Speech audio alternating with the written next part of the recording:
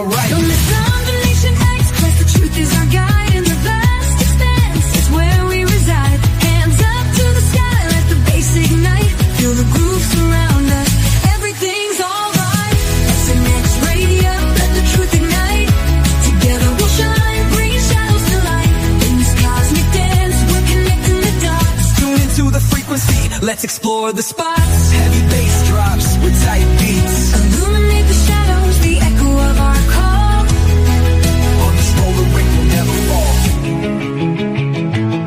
Feel the energy rising, can you sense the spark? As we dive deeper into the cosmic arc. Stories of the universe, mysteries unfold. In the heart of SNX, where the truth is gold. Every note we play, every line we write, crafting our legacy, shining ever bright.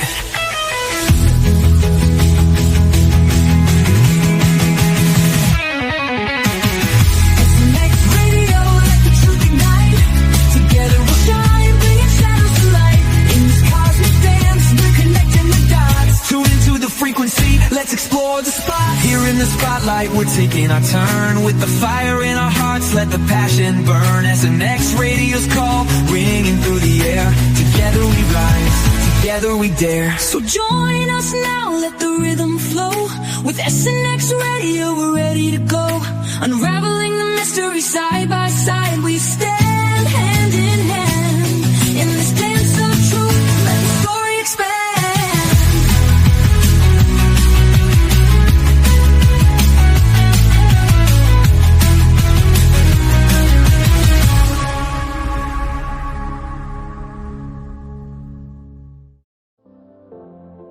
Sunlight on my face, gonna make it worthwhile. Feel the good vibes embrace. Step into the street, music in the air. Move into the beat, no worries to declare.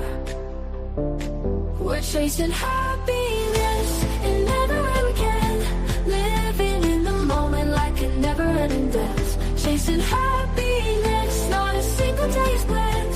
Together we are stronger, hand in hand.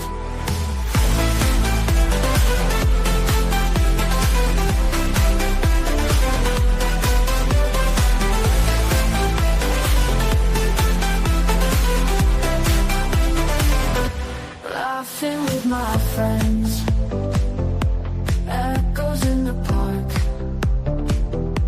joy that never ends. Even when it's dark, stars shine in the night, mirror in our eyes. Everything feels right underneath the skies. We're chasing happiness and never ever can. Living in the moment like a never-ending dance. Chasing happiness, not a single place blend. Together we are stronger, hand in hand.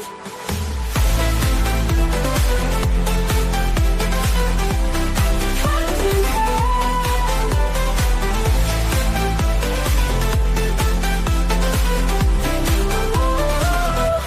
Laughing with my friends, echoes in the park, joy that never ends. Even when it's dark, stars shine in the night, mirror in our eyes. Everything feels right underneath the skies. We're chasing happiness and never ever can. Living in the moment like a never-ending dance.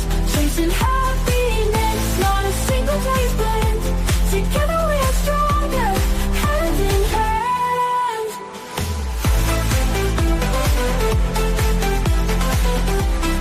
Hand in hand.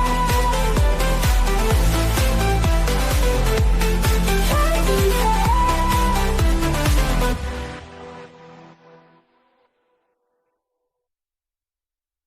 woke up with a smile, sunlight on my face, gonna make it worthwhile, feel the good vibes and bright.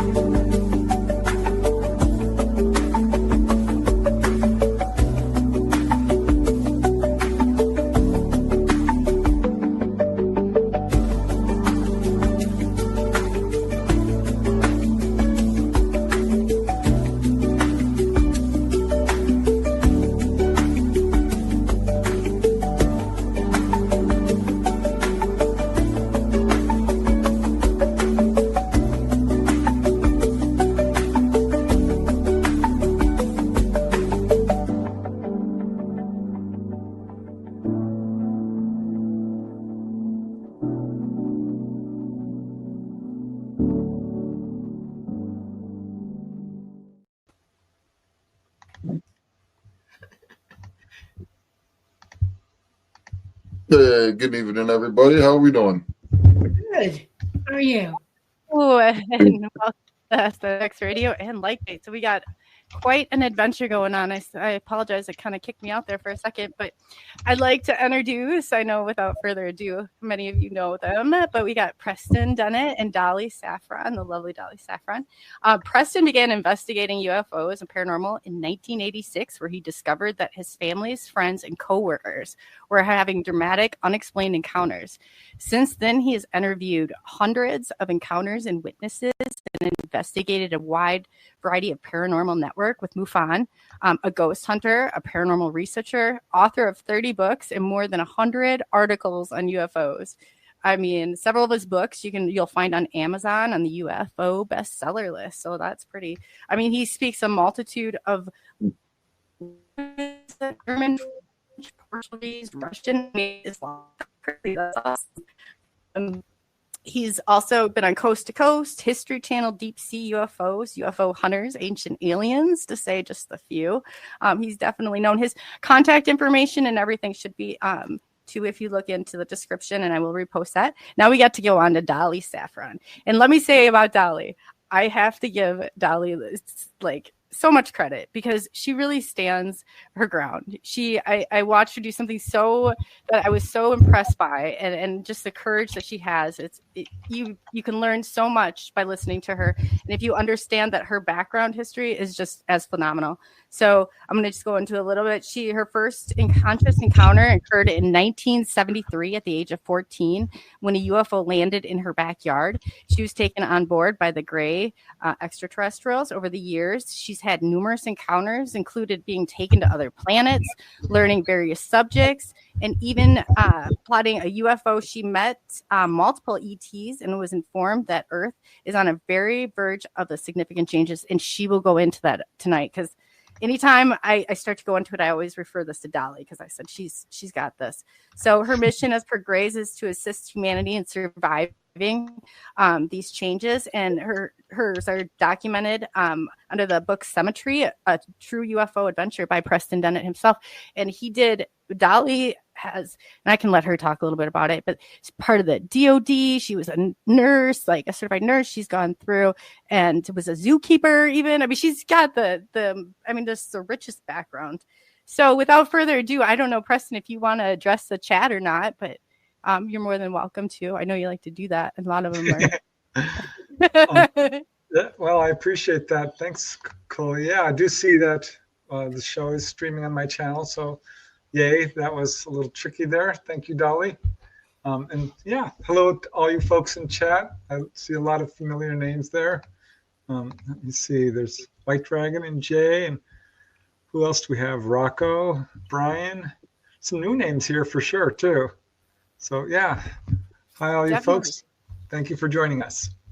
If you have not subscribed to Lightgate, now's your chance. So that's Preston and Dolly's channel that they do. It's phenomenal. It's amazing. They've got some amazing interviews on there. So definitely check out their channel and subscribe if you're listening on the side. So definitely. So without further ado, I'll let each of you go through and kind of give. I didn't, get to go into all the details. But Preston, you've got some amazing projects in the work and doing a lot with like people's hometowns, and so that's pretty phenomenal. I don't know if you kind of want to tell everybody a little bit about what your current projects are. Yeah. I got involved in this as a skeptic. I've been at it now for almost 40 years, 32 books, over 100 articles, got a YouTube channel going strong, and latest projects, my 3 most recent books are, of course, Symmetry, still doing well. It recently popped back up to like number 13 on the bestseller list, which is really cool because it's been almost 2 years since it came out. Oh, wow. So yeah, still going strong. We're working on a sequel right now to that. That is really what's taking up most of my time. Other 2 latest books were Not From Here, Volume 5, all about articles I've written actually over the years, exploring the different types of UFO cases, weird patterns, unusual areas that haven't been explored before. Also working, or Humanoids in High Strangeness. Got to give a shout out to that book. I love it. I really embraced the woo in that book because a lot of the times it gets cut out of people's stories. I know this for a fact because I've talked to some people whose stories were in other people's books, well-known researchers, and basically edited out the good stuff, the spiritual stuff, the ghosties, and so forth. But also working on another book about out-of-body experiences. Will be my second autobiographical book. Don't normally write about myself, but I am this time because out-of-body experiences are so much fun. Dolly and I have actually been able to have some together. I've never been able to do that with anybody until I met Dolly, which is just off the charts cool. So that is very cool. Yeah, it's kind of where we definitely want to hear about that. Yeah, I do want to give because you mentioned it. The UFOs in Your Hometown is a series I'm doing because I really want to underscore and let people know that UFOs are seen everywhere on this planet. It's kind of the goal. And so I put out a challenge.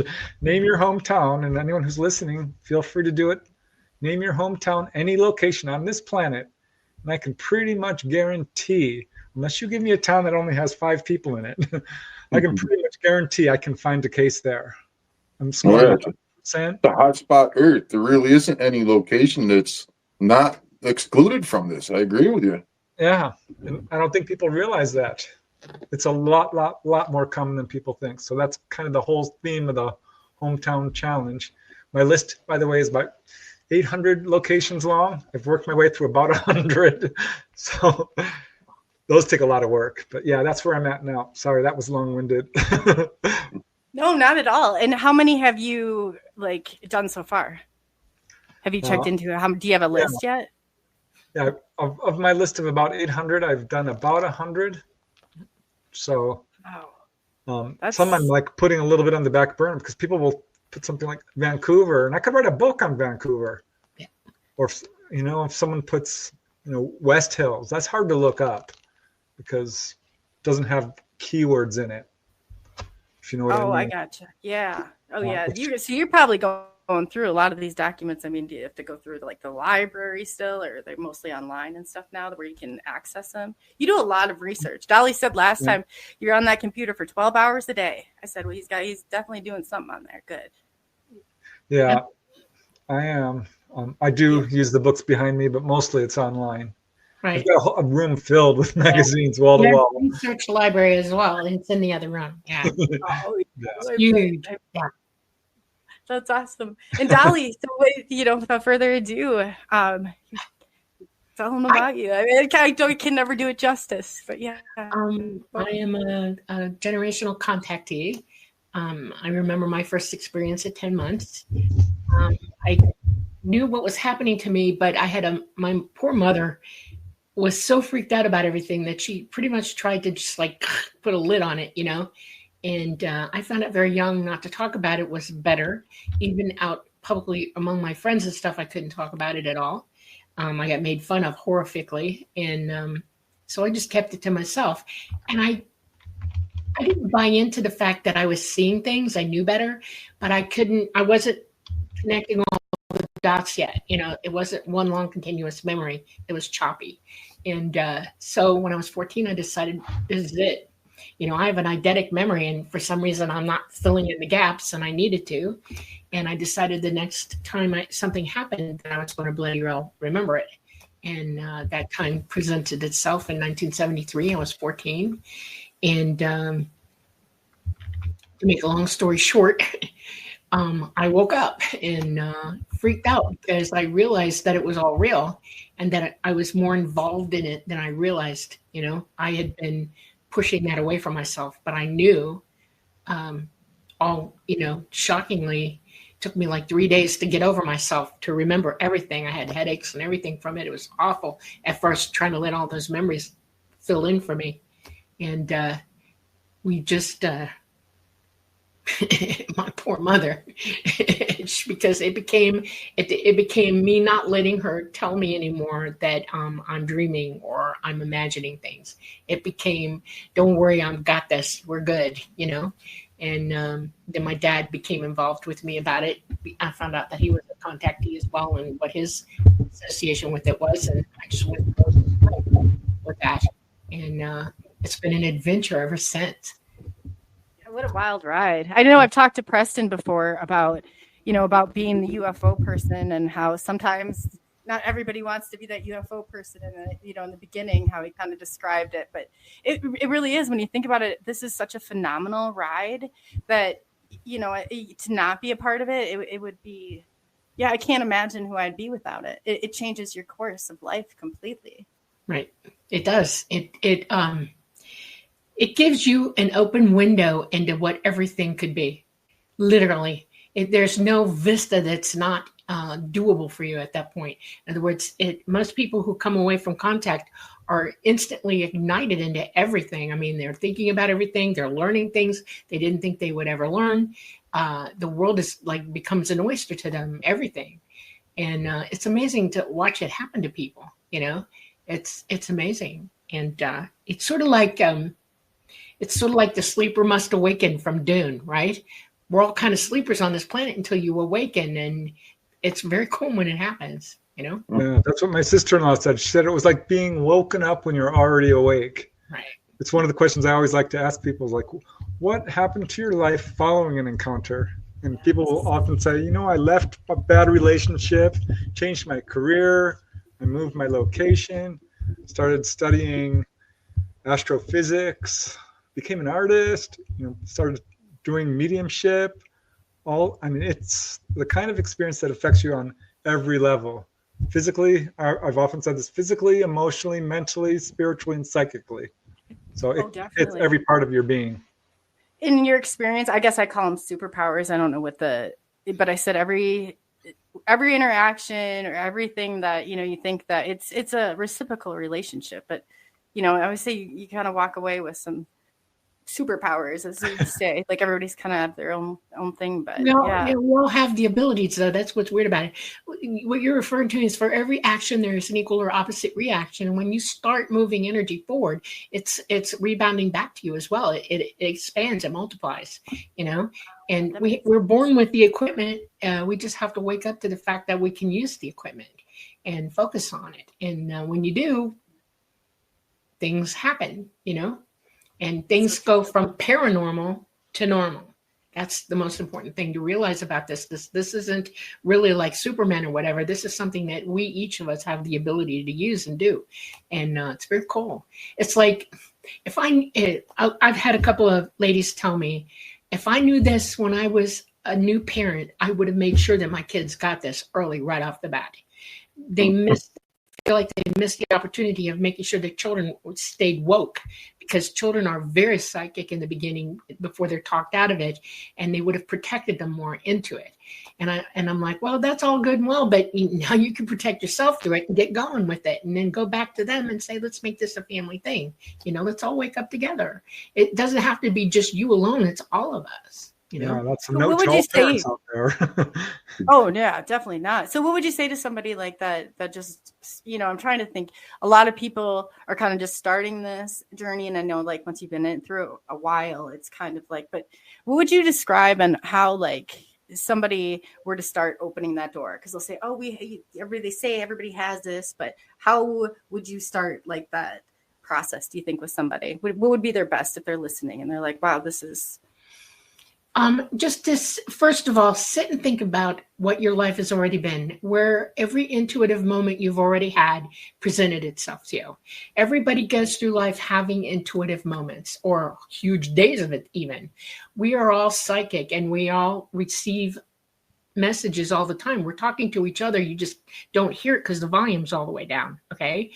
And realize that you do that. It's miraculous to some people when it does happen, and say, oh, it's so weird. No, it's not. That was normal for you. Should I keep it up?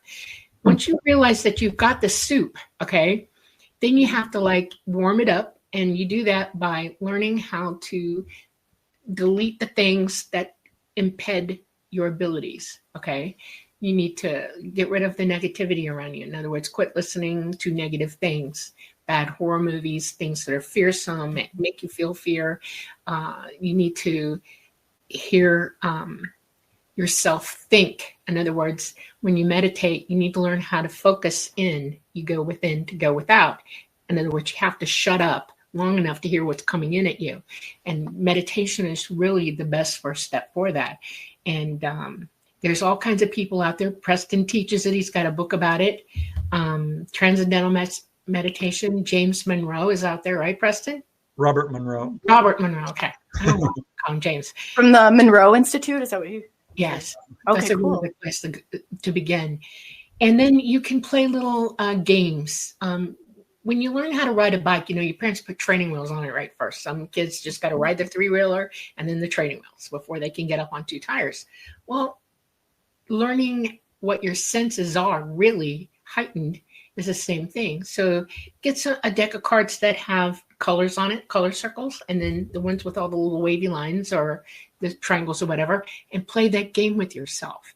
Okay, keep a notebook. That's interesting. Make sure that you're exercising your ability privately with yourself. When you start to see a change, when you start to see, oh, I'm trending up here. Oh, wow. Keep going, keep going, keep going. And when you hit a certain level of it, like you're about 40, 50% more than you were before, because when you first start, it's going to be 30%. If you hit 80%, okay, then you need to employ with somebody else. In other words, it's like kids going into the schoolyard to play games together. Go find somebody to play the psychic game with. And I want you to remember something. Your psychic ability isn't just hearing things or feeling them in your head. All of your senses play into this. Your psychic abilities are all your senses hyper aware. Smell, hearing, taste, touch, and feeling, Your psychic ability ramps them up into the extreme. So you become clairaudient. You can hear things. You become clairsentient, where you can start to receive messages and transmit them back. You become clairvoyant, where that's almost like a medium, where you're starting to hear everything that's around you and things like that. It's a whole list or different steps that you'll take towards psychic ability. And each one of them has a process that you learn through your senses while you're doing this. It's really important to know that. I think meditation ultimately is your best tool. Yeah. Relaxation is key to meditation. And there are all kinds of things that a person can do. One thing that I see that really halts people is fear.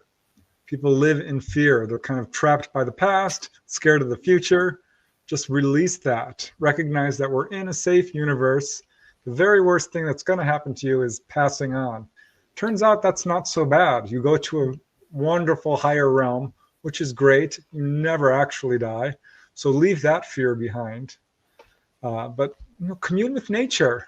Play with your dog. Turn off the TV, because we have this things just coming at us from all directions. If you can spend 5 minutes in a quiet place and just nurturing yourself, realize your desires, face your fears. Don't procrastinate, because that starts to build up and takes all the consciousness away from you. Right. What needs to be done.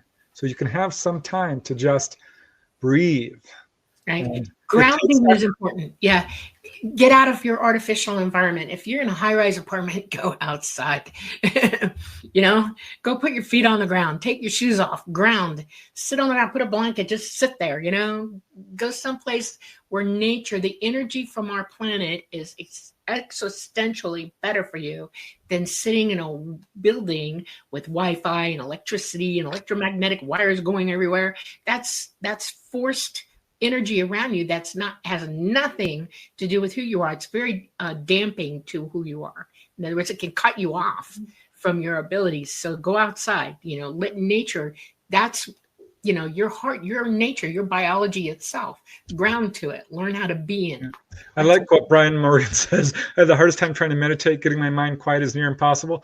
I know that I'll lie in bed and I swear a brass band starts playing, no, horns and the whole deal, and then voices, and oh my God, this will fade if you just keep at it. This does take effort. Yes, you're right. You're right. That does happen too. I remember I would sing over it. I would try, and whatever it was, I was trying so badly. But mantras work, yeah. Yeah, well, no, I was able to do it after I got advice from you because I was getting so excited when it was getting close. And then you said, no, getting excited. And that's exactly what happened. You were both right, head on that one. Head on. Yes. So I was able to do it. I was very excited. I remembered what somebody looked like and what they sounded like. Mm-hmm. And that's a technique that Preston and Dolly had taught me when I was going back. So phenomenal. And Dolly, you said something very interesting, and this has been the $1 million question, and maybe you can answer it because I take notes, and then every time I get off of here, I always have these moments where I'm like, aha, every single time. You got me on it. You talked about where up until the point that you have maybe consciousness or you're awake, not woke, but awake, you're still whatever, that the paranormal. You're lucid. Yeah. Yes, lucid. That the paranormal then becomes the normal. Yeah. So where do the paranormal, and if somebody were to ask, because they go hand in hand, how do you explain that? In reality, there is no paranormal. This is all normal energy all around you. That's where you have to divert yourself away from that false narrative. Okay. You've been given a false narrative. It doesn't exist. It's not real. Paranormal is normal. All energy is normal, and you are part of it. You're swimming in it with everybody else and everything else. And you have to understand that fear makes you think paranormally. Don't do it. That's part of the fear factor. Let it go. Just let it go. If you see paranormal, paranormal is like a word they gave us to make us think that it's fiction and not real. Then is what you're saying. Yeah, that too. Yeah, or to make you fear it. People fear ghosts. People fear ET. People fear angels. Some people really fear angels. They fear Satan. They fear all kinds of stuff. It's like, no. This is all normal stuff. You just have to know what it is. Understanding what things are is how you lose that fear, that illusory thinking, don't put things on reality that don't belong there. You're safe in this, and you can't be hurt because we're very, very energetic ourselves, and there's nothing that can hurt you unless you give it permission to. That's the key. Fear gives permission to something else to nail you. Don't do it because you let that energy on you, that you let that bad energy in. Stop doing that. You don't need it. It doesn't belong to you. Okay. Don't give permission. Don't let fear give permission for you to be pounded by stupid stuff. Yeah, especially don't fear something that's not actually even happening to you. Right, exactly. That's true. That's true. I always say to people, why do you want to re-experience something you don't even know how it's going to be? Because it's 10 times worse, when you're going through it. You have to learn. That's a big thing. There is no such thing as paranormal or supernatural. It's only that we don't understand it. We call it that because we don't fully understand the mechanisms. Don't know what you're looking at yet. Yeah. It's the laws of the universe are not being broken here. The laws of the universe are the laws of the universe. So no, it's absolutely natural. And do you think that it was intended for a gateway, that we were intended to communicate like this way, and it was just something that absolutely. They said you were born with the equipment. You were supposed to be using it all along. There we go. Okay? But those who Yeah. want to enslave you will stop you from being who you should be so that you bend to their will, not your own. You're an autonomous being. Every one of us are. And you have the right to call the ball. That's your life. That's your path. That's what you're doing. We have some rules in corporate in that morality stands with us at the same time. Okay. We're autonomous, but I don't have the right to take your life. I don't have the right to hit you or hurt you or starve you or use you against your own will. What I do have the right to do is live my life. You know, each of us has a right to live our lives. And in doing that, we have to learn that the balance of this is that we are not alone. We're here with everybody else. And that if you help others, you're helping yourself at the same time. Okay. It's a cooperative effort. That's what psychic We're all one. Right. You know, a really easy and good and fun way to access the paranormal is through the dream state. We have a tendency to look at dreams as being, not real. They are real. They actually do happen to you. They're very meaningful. They are part of your consciousness that is actually sending messages to you that are vital. Yeah. It's vital to your spiritual growth. Because if you look at your dreams, you'll see an enormous number of them about your desires and fears. But there are some, 10 or 20% that start to have real valid information to them. And the trick is becoming lucid in the dream state. And when you have that happen, and you wake up in the dream, you realize instantly, well, this is how it's supposed to be. Right. What's so cool is then you begin having precognition. And that's when you're back awake, you're on Earth, and suddenly you walk into the dream you had probably the night before. It's very cool. I call it waking lucidity because suddenly the world gets very dreamlike. You can see those little sparkles that you have in the dream state, and it's like, come full circle. That's what we're supposed to be. Yeah. Wow. That's it. That is so. You kind of not to use my own experience, but when I was having a hard time doing it, because I said I'd fall asleep during meditation, which I think happens to a lot of people. Dolly said, "Well, turn around and lay in your bed backwards," and I was like, "Yeah, lay in my bed." Don't do No, the because you're normal. not going to be as comfortable. Yeah, it's not the normal everyday thing. So people who are listening, I know they're going to be fascinated. Especially coming back to this topic, and you guys. Dolly appears. I mean, you guys have been in the same. Dolly has gone to Preston and been able. She comes in the form of an orb, right? A golden orb. So sometimes I look golden. I have a really how do I explain this? I don't want to sound weird. I am weird. Okay. When I remote view, I show myself. People see me as a blue orb. Okay, because I can remote my consciousness to where you're at. And if I'm physically in the room with you, with my conscious, you'll see me as a blue orb. But if I OBE toward you, I come in what you can see of me, what I am, but I glow gold for some reason. And not everybody does that. And the only thing I could tell you is that I am using my abilities at high. I'm high ability, and I think that's what you're seeing. It's the volume is turned up, and it all looks gold. Okay, to people who see it. If you're able to see auras, okay, that's a person's energy. Okay, and we change colors. Our auras do different things. If you're sad or sick, you're going to be yellow, gray, umber, things like that, darker. And if you're really, really happy, you're going to come off as blue or purple, pink, red, those things. If you're angry, oh yeah, you're going to show red. Red is high energy, and anger is some of the highest energy you got.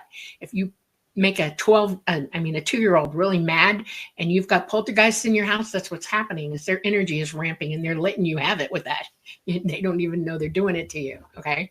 But they're doing it to the house. So if you see somebody who's golden, then this is a person who would be associated with high abilities. Okay. That's all I'm saying. That's why I look golden to people. It's just that my abilities are ramped up. I got There's a reason people say green with envy or Yeah. These Emotions play into that. Oh, wow. That's interesting now that you say that. Yeah. There's a question I see on there from Michael Kennedy. Preston wants to speak on the process of providing or of the remote viewing. Sorry. Which is this. How do you differentiate between remote viewing and like an OBE? Are they kind of the same, or can you kind of? That's one thing I never got into. They're brothers, myself. sisters. Yeah, they're related. And OBE is when you physically, your consciousness completely leaves your body out, the whole thing. You could be lucid, wide awake. I'm sitting here and I can remote to you wherever you're at. And I can view you from that perspective. I can move my mind to wherever you are. I call it tapping. Okay. I'm not only doing that. If I can get into your vicinity, remote viewing, I can hear you think. Sometimes I can hear you think when I'm online with you. So, by the way, just this kind of weird connection going on there. No, I get that. Yeah. But remote viewing is your consciousness is able to see past the physical and go wherever it wants to go, literally in the world of the universe. You can remote view to anywhere. The ability to do that happens in stages. Most people who begin remote viewing, it is something you could do without extending your abilities. Everybody has the ability to remote view. It's like walking. It's one of the first steps we take where you put your consciousness out there to look for things or hear things or see things. It's like a baby who's not with its mother will remote view to figure out where the heck mom went. Literally, that happens in real life. They know it because a baby, if they've taken babies and put them into some part of the house and mama's with them and then they remove mom out of the room and shut the door so baby doesn't know where mama went and move baby to some other part of the house or outside. And it's the weirdest thing, but baby will zero mama in remote view and point its face toward her. Okay. And call her like, I see you, come back. It freaked them out when they first started doing that. It shocked them that infants can do this. Okay. Yeah, there's wow, fascinating. There's a big thing right now about autistic people doing telepathy, the telepathy tapes. Yeah. Dogs know when their owners are coming home, when they're down the road a couple of miles away. Anyone can remote view. It's probably easiest for most people right now in this world. If you're going to bed late at night, probably even better waking up in the morning. Don't get up right away. Lay down there, close your eyes, and just kind of, it's like imagining, but it's a little more intentional. So like go into your living room, sort of imagine what it looks like. Allow the visualization is so connected to psychic ability. Your ability to visualize is crucial. So you can do visualization exercises to sort of strengthen this. Imagine a rose or a deep blue sea or a green forest or fluffy clouds in the sky. This will sort of ignite your ability to start moving through your house, walk around. It's funny because you'll know it when it starts working because you're have this camera and you're really trying to control it and it's hard. It'll swoop down to the floor, sweep up, like, oh my God. But you can absolutely prove this to yourself because you will start getting valid information. You're like, gosh, I wonder if that was true. Yeah. You can go and check it out. Right. It's very cool. Here's one for y'all to start off with. First remote view for everybody. Are you ready?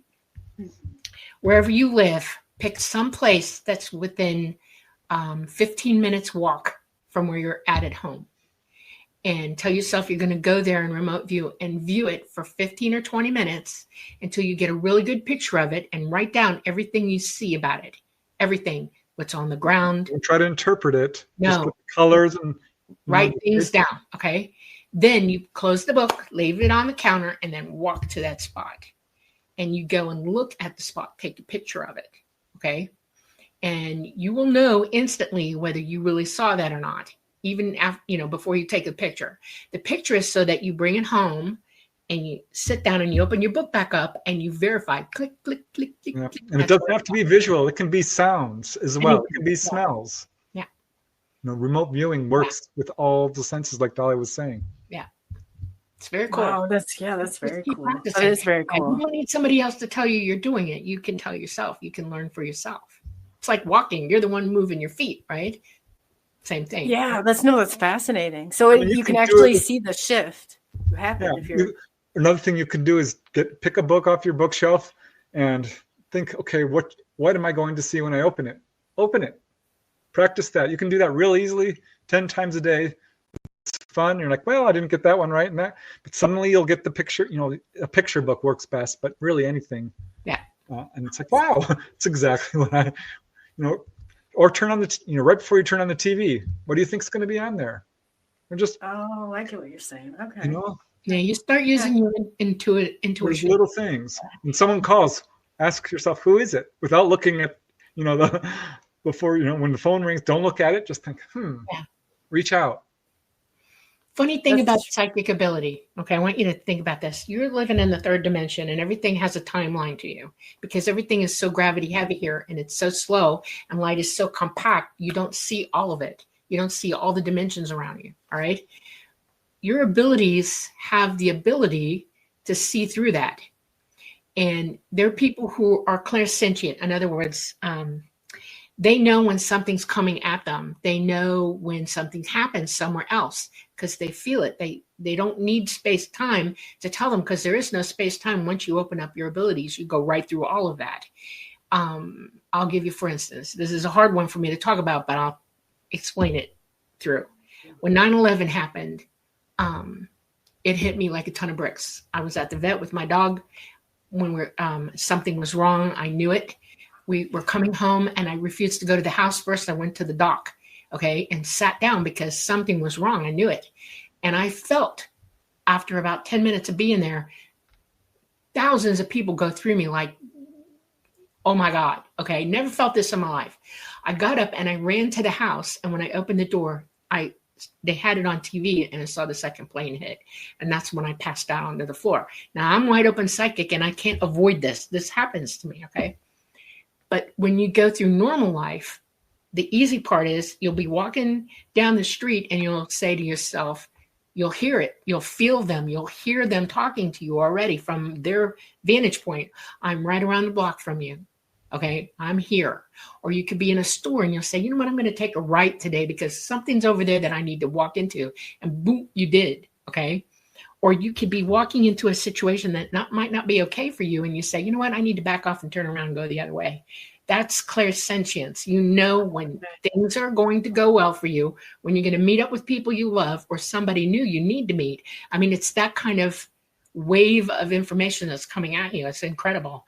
I've never, ever been in a time in my life where I haven't been out in public and I will turn towards something really cool and interesting that I wouldn't have because I pick up on it. I hear it. I feel it. I'm going to walk to it. Okay.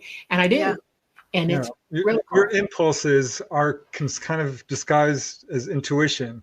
Follow your impulses. These will lead you to what you're looking for. Right. If you just have a feeling, the impulse is actually intuitive. Right. So do you think that's why, like in the schools and the impulsivity and all the ADHD is so negative because it keeps you out of living right there in the moment? Not a fan of authentic and genuinely. Yeah. No, that's very interesting. When we were kids, we didn't put labels on people like we do now. Right. And autism is, I think looked upon as a disorder. I'm not so sure it is. It's a different way of thinking. A lot of autistic people are very psychic. Autism in the contactee community is quite a bit more present than you might see in the normal, I don't want to say the normal population, because in a sense I just don't know that drugging our children is a good idea to sort of, I'm not a fan, No. People are different. Some are going to be hyperactive. Some people might have short attention spans, but that's certainly something you can develop and work on. Willpower, there's little exercises you can do with willpower too. A jigsaw puzzle is a good example. It takes a lot of willpower to complete something. One of the things that used to interest me, when I was in college, I did psychology as a minor, and it was an interesting reason why I did it. My father was a genius, okay, and but he wasn't autistic. He had learning disabilities, okay? The biggest one was he could read an entire book and not get anything out of it. But if he read the book and spoke it into a tape recorder, okay, and then listened to it, by God, he got it. And that drove me wacko for a long time when I was realizing as a young kid that he was doing that. And one of the things that I can do is I can pick up a book and tell you whether I'm going to like it or not without even turning the first page because I can feel the energy off that book, okay? Oh, wow. And I asked my dad, do you feel books like I do? I was about 12.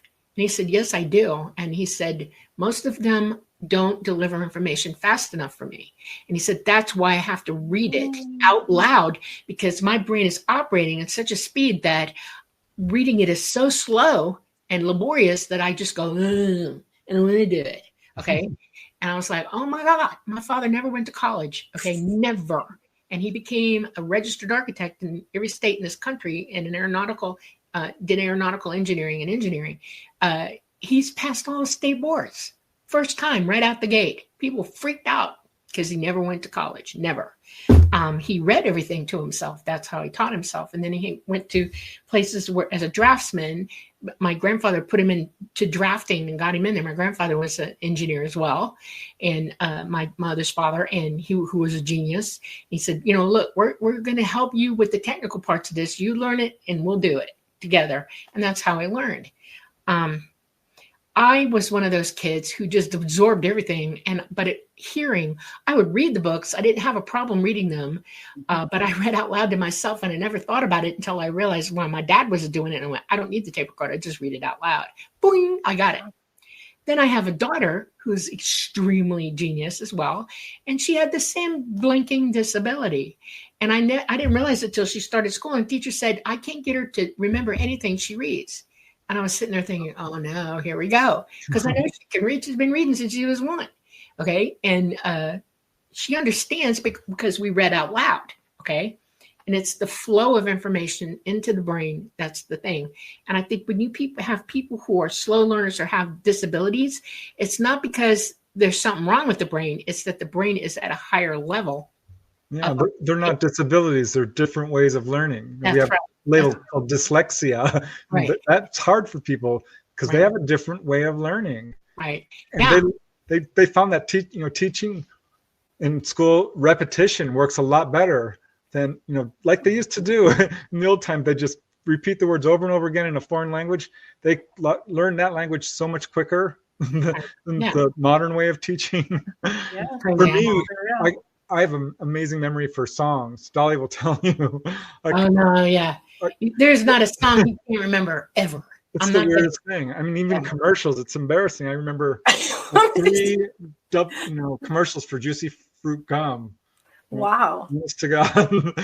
Did you all have that memory, or was it since you kind of got into all? Because Preston, can you tell everybody how you got into this? Because you weren't an experiencer at first, right? When you first got going, or were you just kind of getting, your feel for things, or? I think I was, but like a lot of people, I didn't fully click to it or recognize it because it was sort of under my conscious awareness, perhaps because it really wasn't something I needed to know or wasn't ready to know. But yeah, I was absolutely, completely skeptical. And it's so weird because I remember once at age 9, and my sister will verify this, I always ask her like once or twice a year, you remember this? Because I don't want her to forget, she's my witness.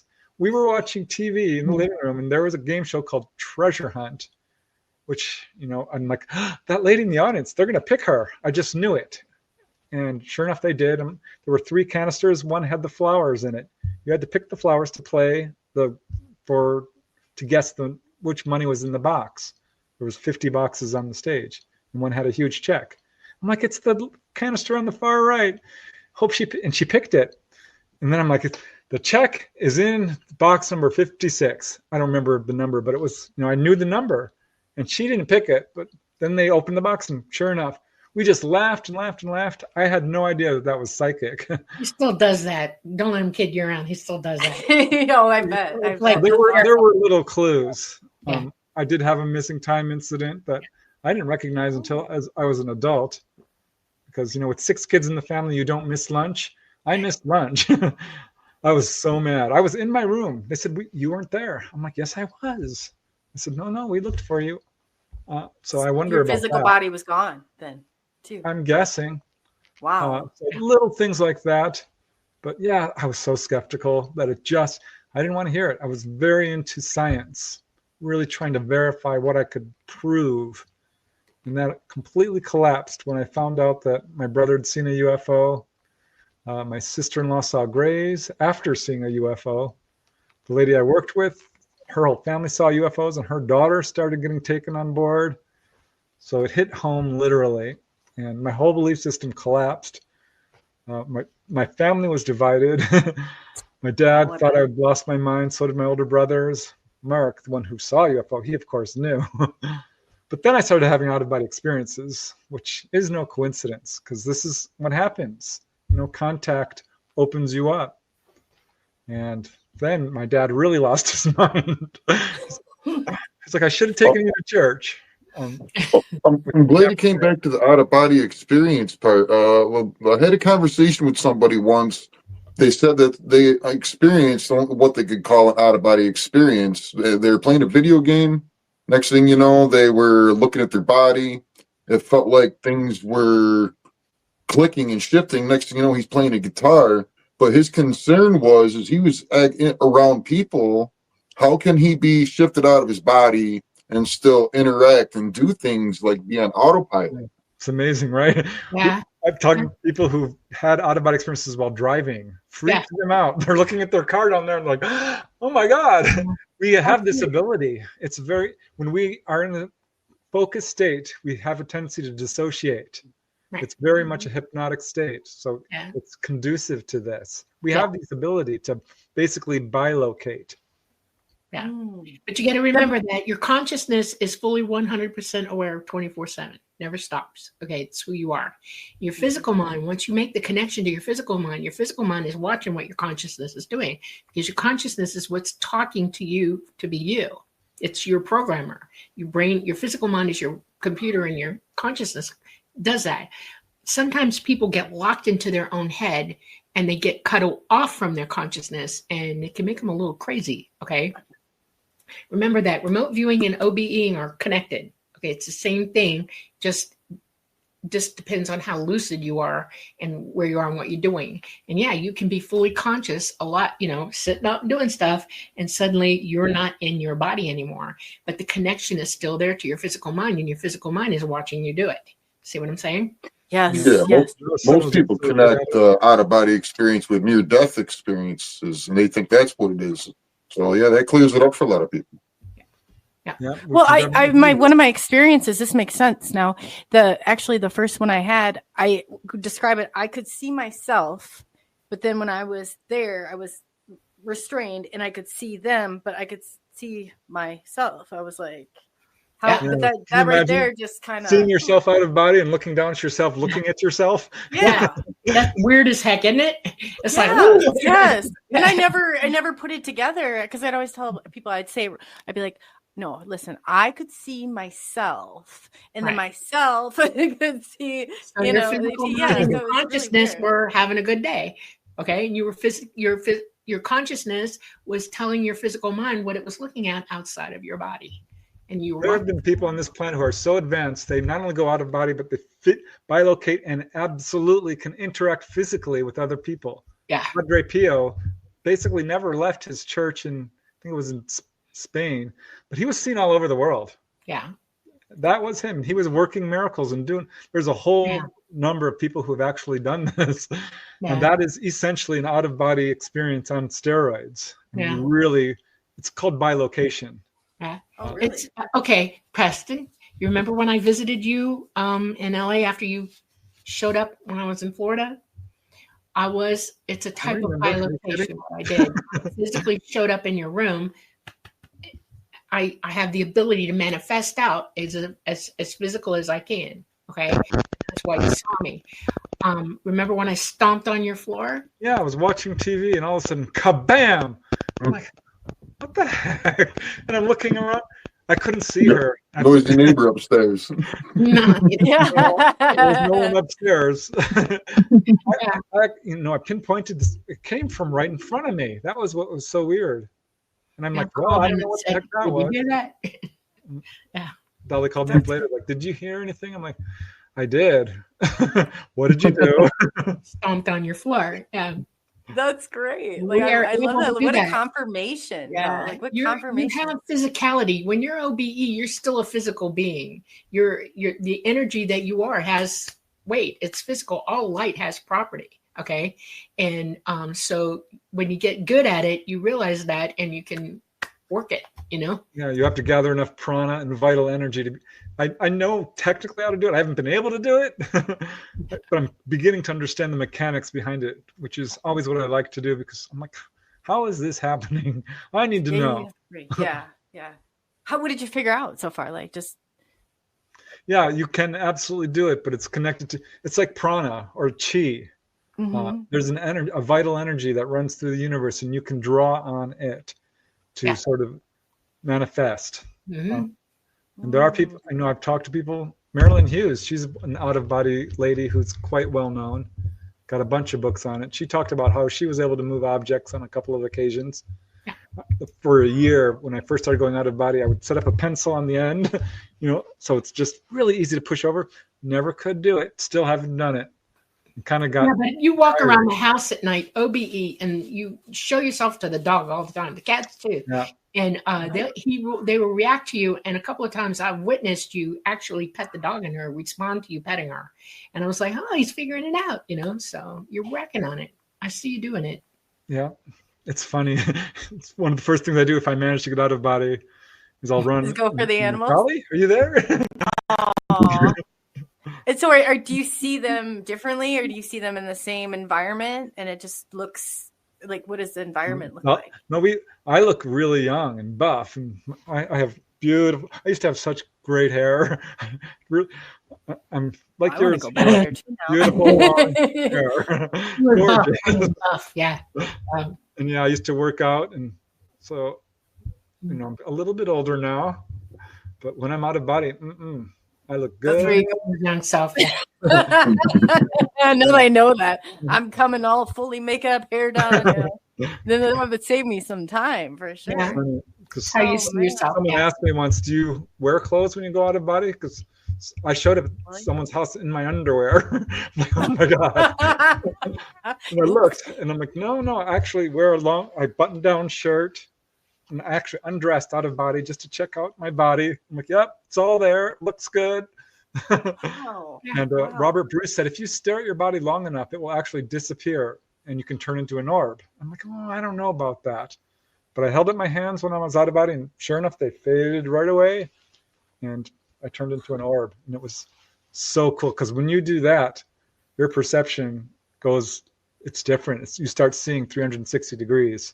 And you can, I mean, it's a weird step up to just, I don't know. Describe that. What do you see in 360? Like, just you see other dimensions. You see outside this dimension.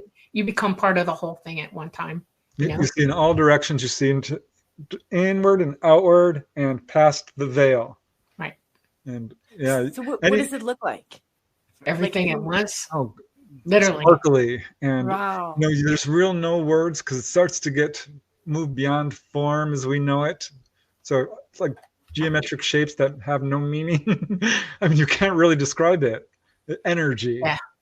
You probably don't have the name for it yet. I mean, there's probably not been a name for it. When I was young, the very first time I realized that this was happening to me and that I was perceiving it, I was lucid in the middle of the night. Okay, I really don't sleep. And I was OBE, and I was thinking about what I was going to go do. And then all of a sudden, I decided to look around my room. Okay, and I went into dead shock because there were lots of stuff going on in that room that I had never seen before.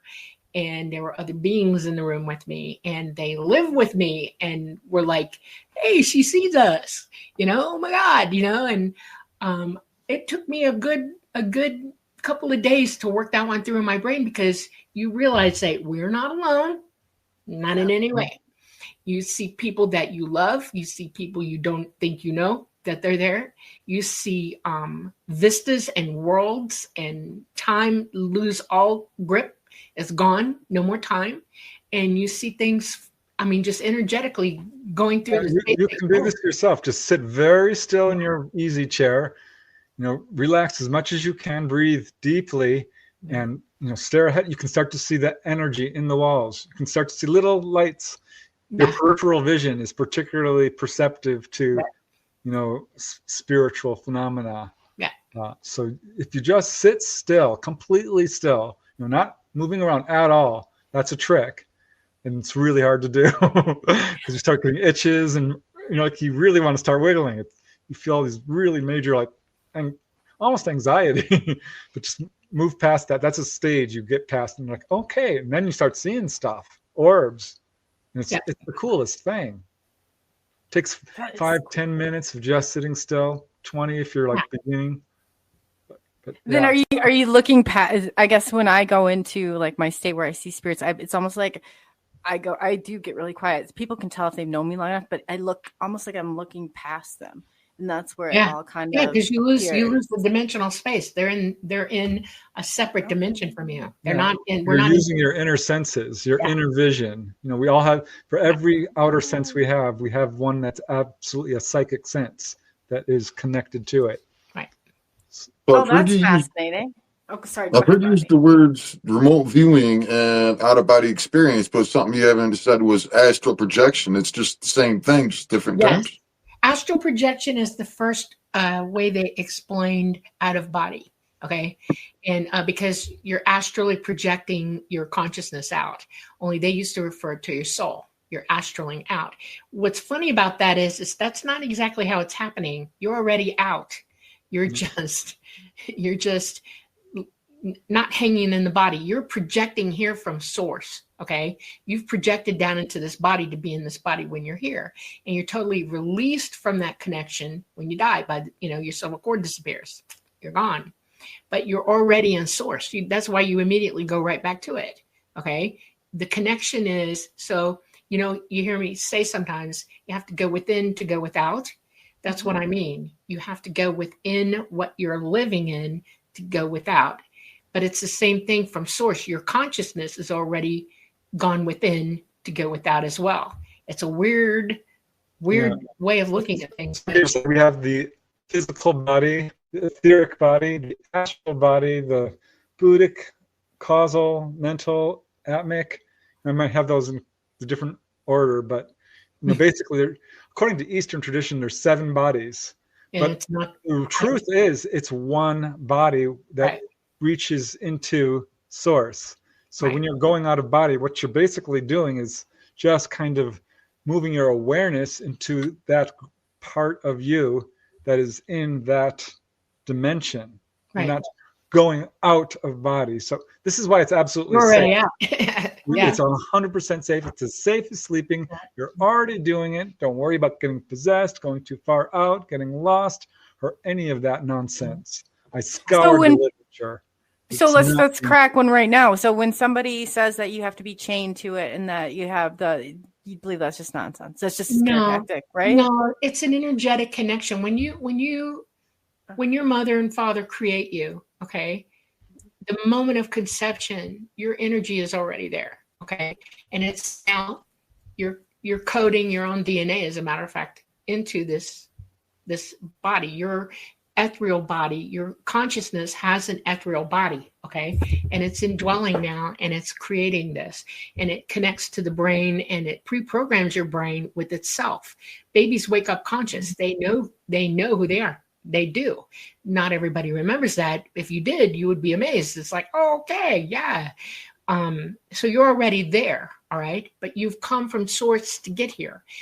It's not the cord from your body out, it's source cord to you, to your consciousness, okay? Your body holds the cord as well. We perceive it as that because you're energetically connected to the energy source in your heart. That's where the node is that you're indwelling, okay? You're not indwelling in your brain, you're indwelling in your chest and your heart. They've actually identified a part of the heart that they don't understand what it's doing. It's the energy source, and they think that's exactly where your consciousness is lying, and they've almost proven it 100%. And it is. Your DNA is in there too. You have the DNA also in your heart from your mother, your grandmother, your grandmother, grandmother, grandmother, grandmother, grandmother, grandmother. It's the female thing. Males have it as well, and it's DNA that goes through all the way through human history, all of it, all of us, and it's coded. And it's your ethereal body, your consciousness that carries that code, and it knows where it's going to go. That's why we get to choose where we're going, because we know the code, we're going to it. If you think about it, everything is coded. All energy is coded. All matter is coded. All of it.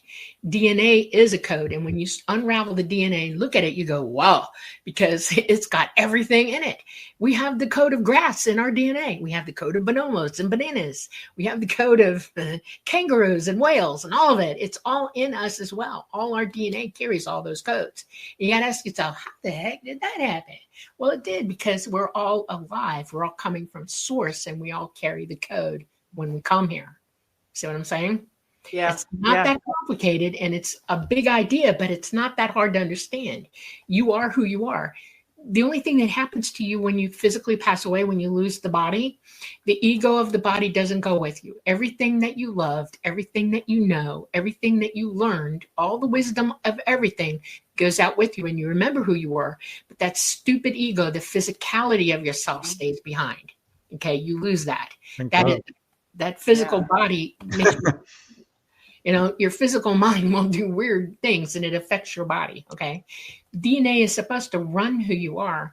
And when you allow things like hate and fear and murder and aggravation, you're changing the code in this body, and your consciousness is like going, stop, don't do it. This is what karma is. Karma is you repairing your DNA so that you lose all that stuff and become wise enough to let it go. That's what Buddha kept saying. Just let it go, let it go, let it go. Don't keep this stuff because it's physically damaging you. And it is, because it affects your DNA. And when you pass away, that DNA is altered. And when you come back, you still got to deal with that DNA that you altered in a previous life. Ooh. That's the connection. Yeah, we don't even understand DNA. When Watson and Crick first discovered it, they were both absolutely convinced it was designed. And they thought evidence of extraterrestrial intervention. I think to an extent, that's probably a more correct interpretation than it was evolved here through a series of evolutionary accidents. Yeah, or all the junk DNA they claim we have. I'm sure that really... It's not junk. They threw that theory away too, just recently.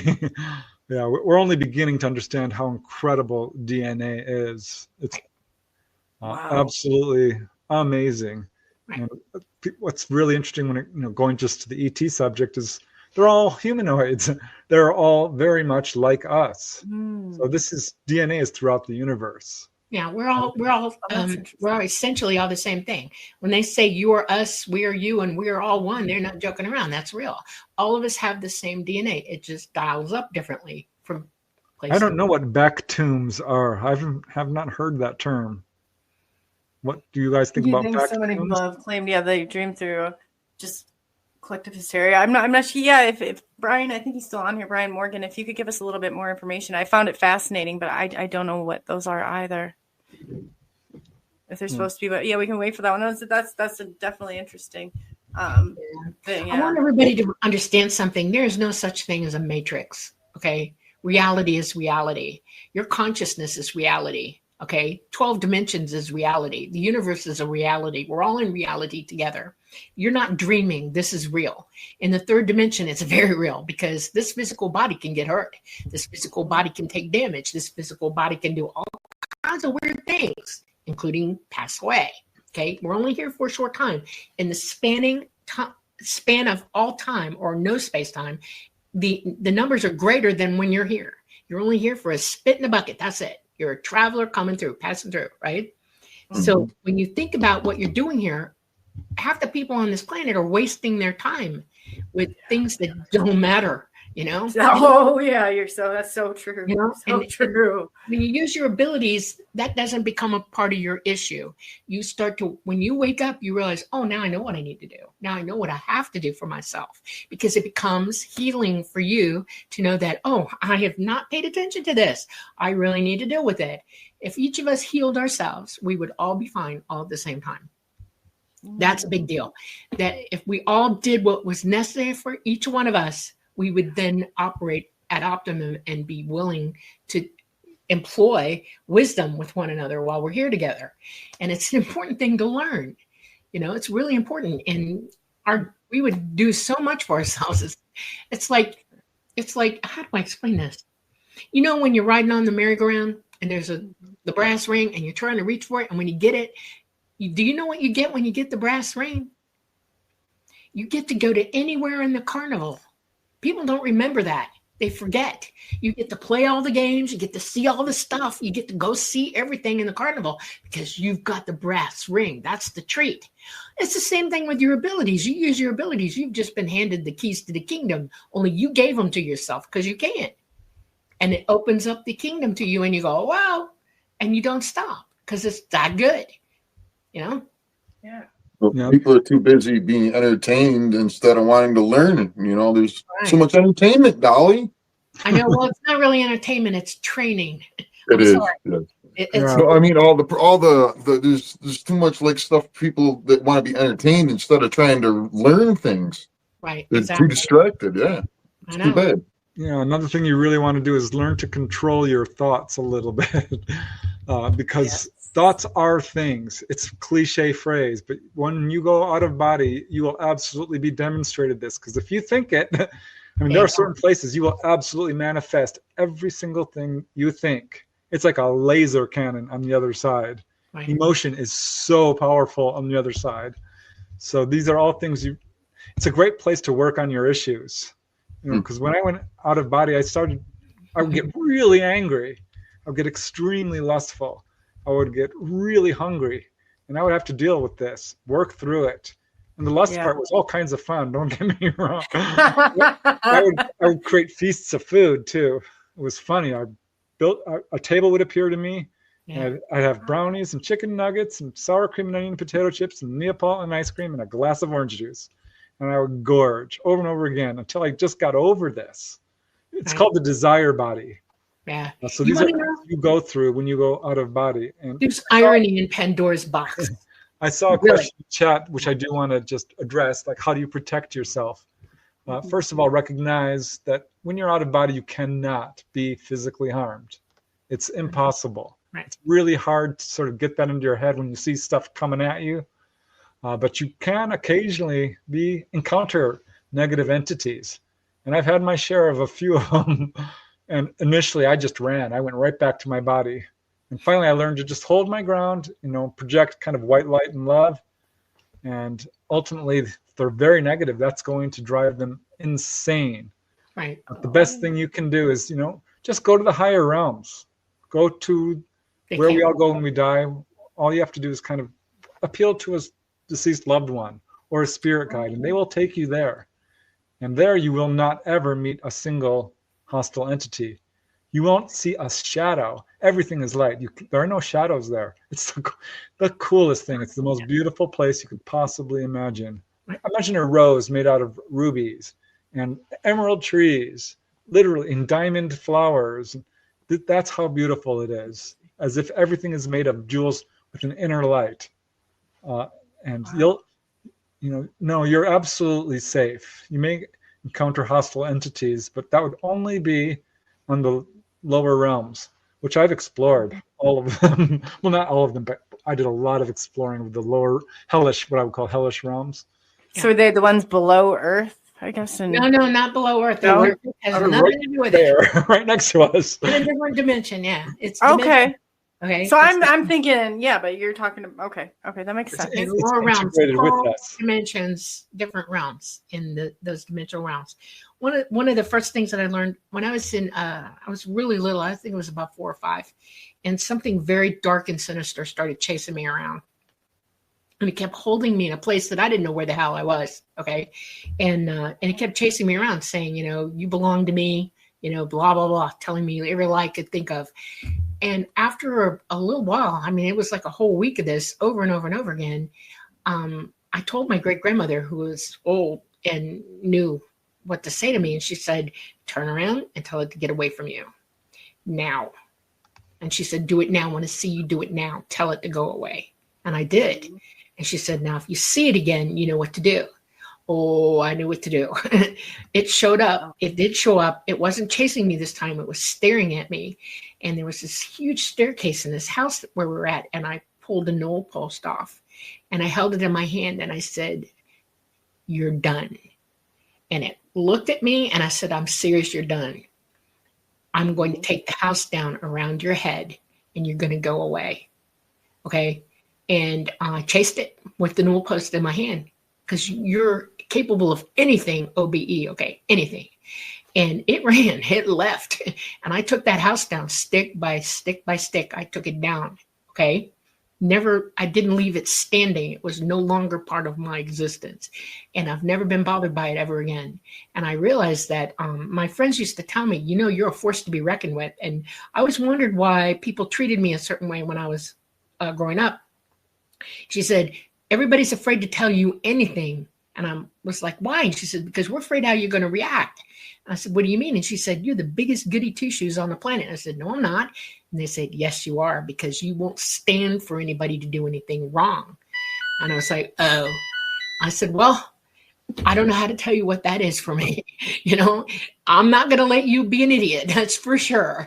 Don't even try it. Not in my presence. He said, that's what we're talking about. We're not going to tell you we're going to go do something stupid because you're going to go, no. And you're strong enough. I love it. And I was like, oh, okay. And that played in my head. I was like, oh, all right. And I just took it through life that way. And that's how we should be. We should be able to stand up to stupid stuff. We should be able to stand up or understand that if you do this, this is going to happen. That's where for every action, there's an equal or opposite reaction comes in. And you can already project yourself. Oh, no, I'm not learning that lesson. I've done that already. No, go have a nice day. Reminds me of that TV show, What Would You Do, with John Quinones. I don't know if you've ever seen it. Yes, I have. People, and it always brings joy to my heart and restores my faith in humanity when people stand up to someone who's doing something wrong. It's awesome when we see people doing that. It's like, I'm on your side. I'm walking with you. We're together. Absolutely, will stand up for you. Right. Do the right thing. It's not that hard. You're right. And I've seen, and you say walk the talk, but I've seen both of you, and I've seen Dolly take a stance on stuff where I like applauding her. She can't say, but I like, no, I'm applauding you. And if there's somebody that, then I'm going to put them down and they're not coming on this one because you both are so reputable and you've taught, just over the years I've got to see all this. So yeah, I'll mark them. They won't see my show either. So I just, you're not just talking it. You guys are both walking the talk. Walk in love, walk in joy. Mm-hmm. That's where you should live. You're not doing anyone any favors if you're not telling them the truth. You're actually damaging them.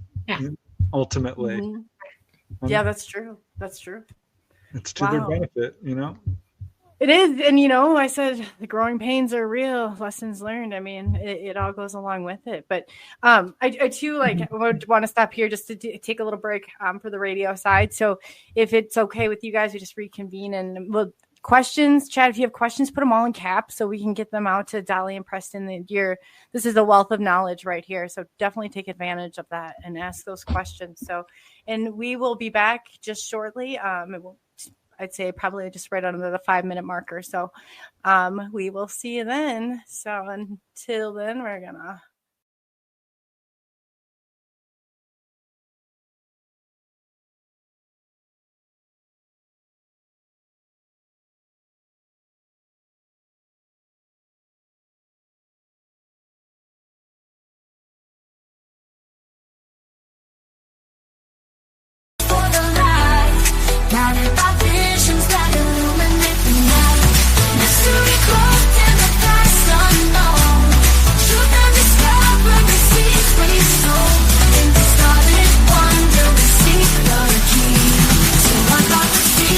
of our galaxy.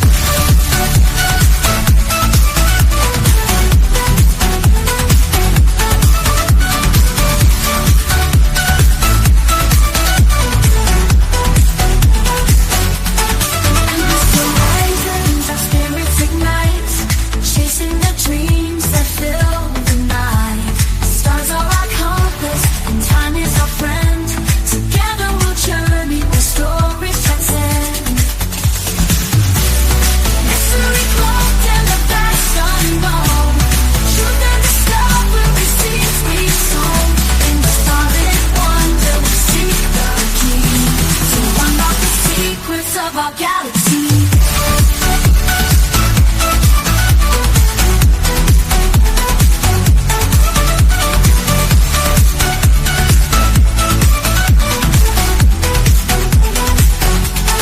And the horizons, our spirits ignite.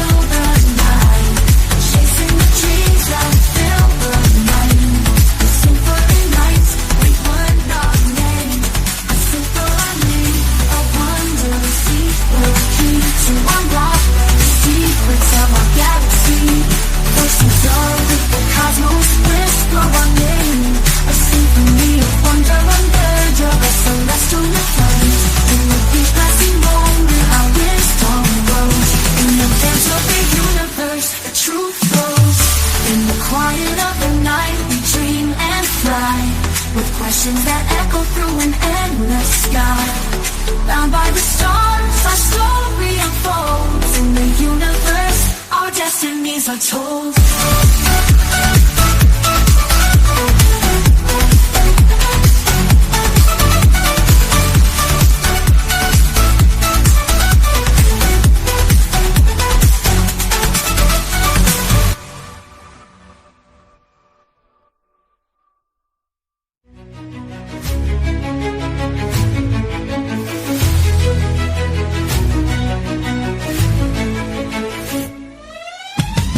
Unraveling the mystery, secrets in the night. We travel through the cosmos, ready for the flight. Together we'll shine, casting shadows aside, in the heart of the rhythm where our dreams collide. Join the Sub Nation X quest. The truth is our guide in the vast expanse. It's where we reside. Hands up to the sky, let the bass ignite. Feel the grooves around us. Everything's alright. Don't miss Nation X quest, the truth is our guide in the vast expanse. It's where we reside. Hands up to the sky, let the bass ignite. Feel the groove surround us. Everything's alright. SNX radio, let the truth ignite. Together we'll shine, bringing shadows to light. In this cosmic dance, we're connecting the dots. Tune into the frequency. Let's explore the spots. Heavy bass drops with tight beats. Illuminate the shadows, the echo of our call. On this roller ring will never fall. Feel the energy rising, can you sense the spark? As we dive deeper into the cosmic arc. Stories of the universe, mysteries unfold.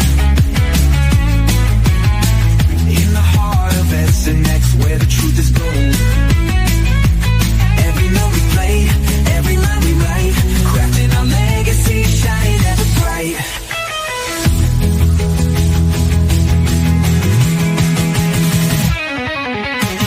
SNX radio, let the truth ignite. Together we'll shine, bringing shadows to light.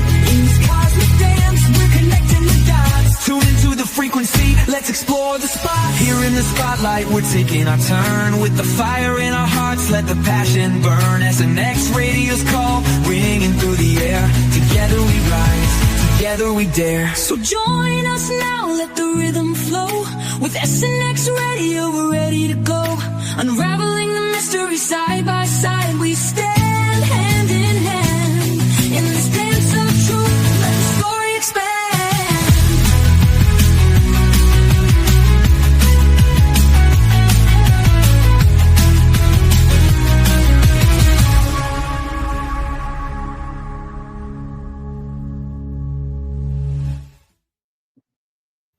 And welcome back to SNX Radio. We are live with the lovely Dolly, Safran, and Preston Dennett here. So we've hit some really fascinating topics, and I'm really excited to get back to it. So we had talked a lot before about out-of-body experiences, how you get there, what it's like, and things like that. So I wanted to, I guess definitely touch on the topic again. And then I also, for the experiencers out there that have had questions, and this seems to come up a lot because our experiences in around, I believe, I think mine was maybe, it was a few years ago where things kind of stopped.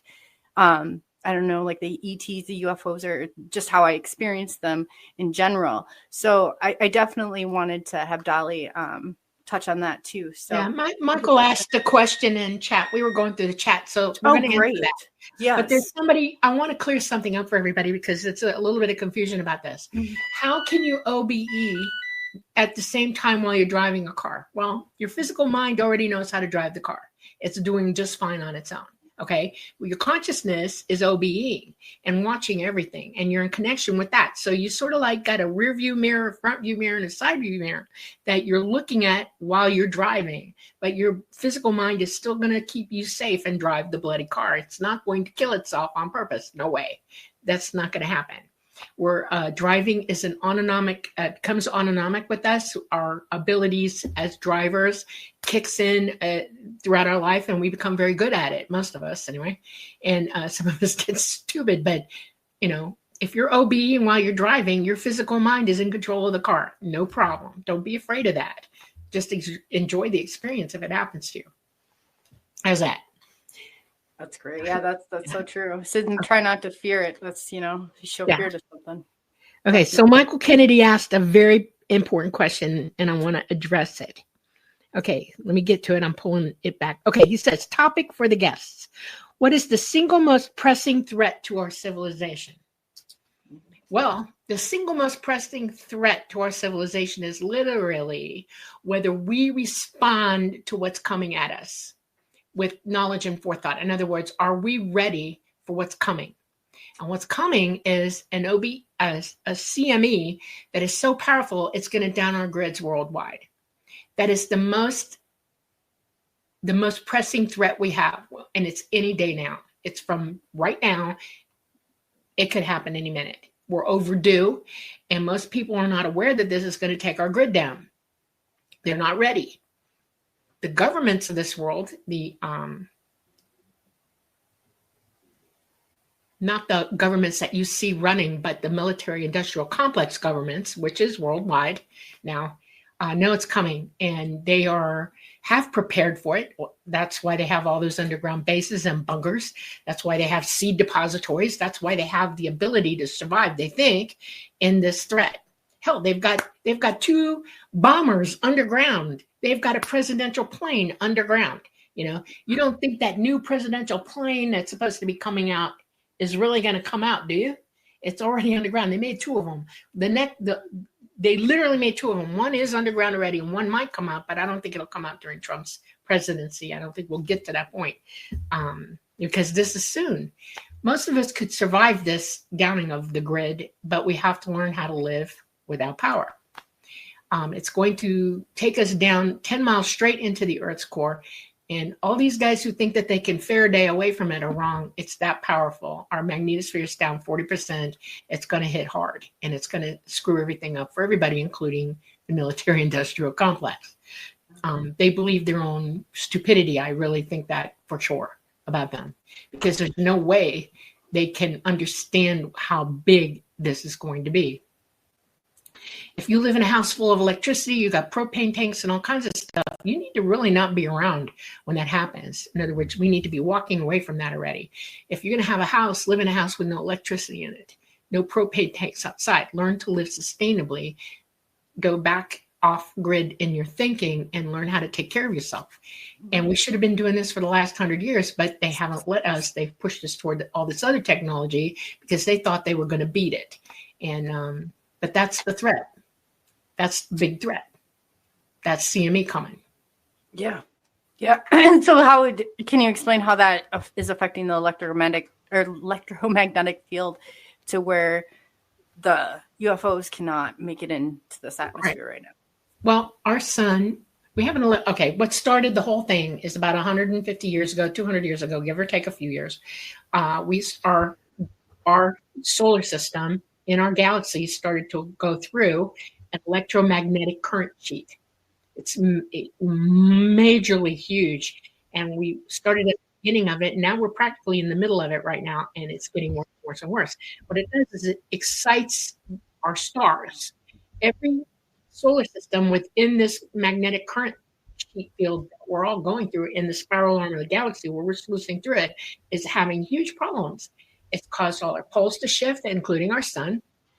Most of our planets have already changed their poles. We're still in the process of it. Mars is the only planet that won't change poles, and that's because it's dead core. It has no magnetosphere, nothing, no poles, none, right? It is the pole change that's dropped our magnetosphere's resonance. In other words, it's not as solid or tight as it should be. We're 40% down. So that's letting tons of gamma radiation in at us. Our sun is now in solar maximum because of all this going on, and it's popping off more coronal mass ejections. We have more solar flares. We have more coronal hole energy streams coming at us as well. It's been ramping and ramping and ramping. We're now due for an X-class flare in over 100 that will take our grid out worldwide. It is the worst situation you could possibly imagine. In 1859, we got a taste of it. We had a pretty intact magnetosphere then. We were putting up,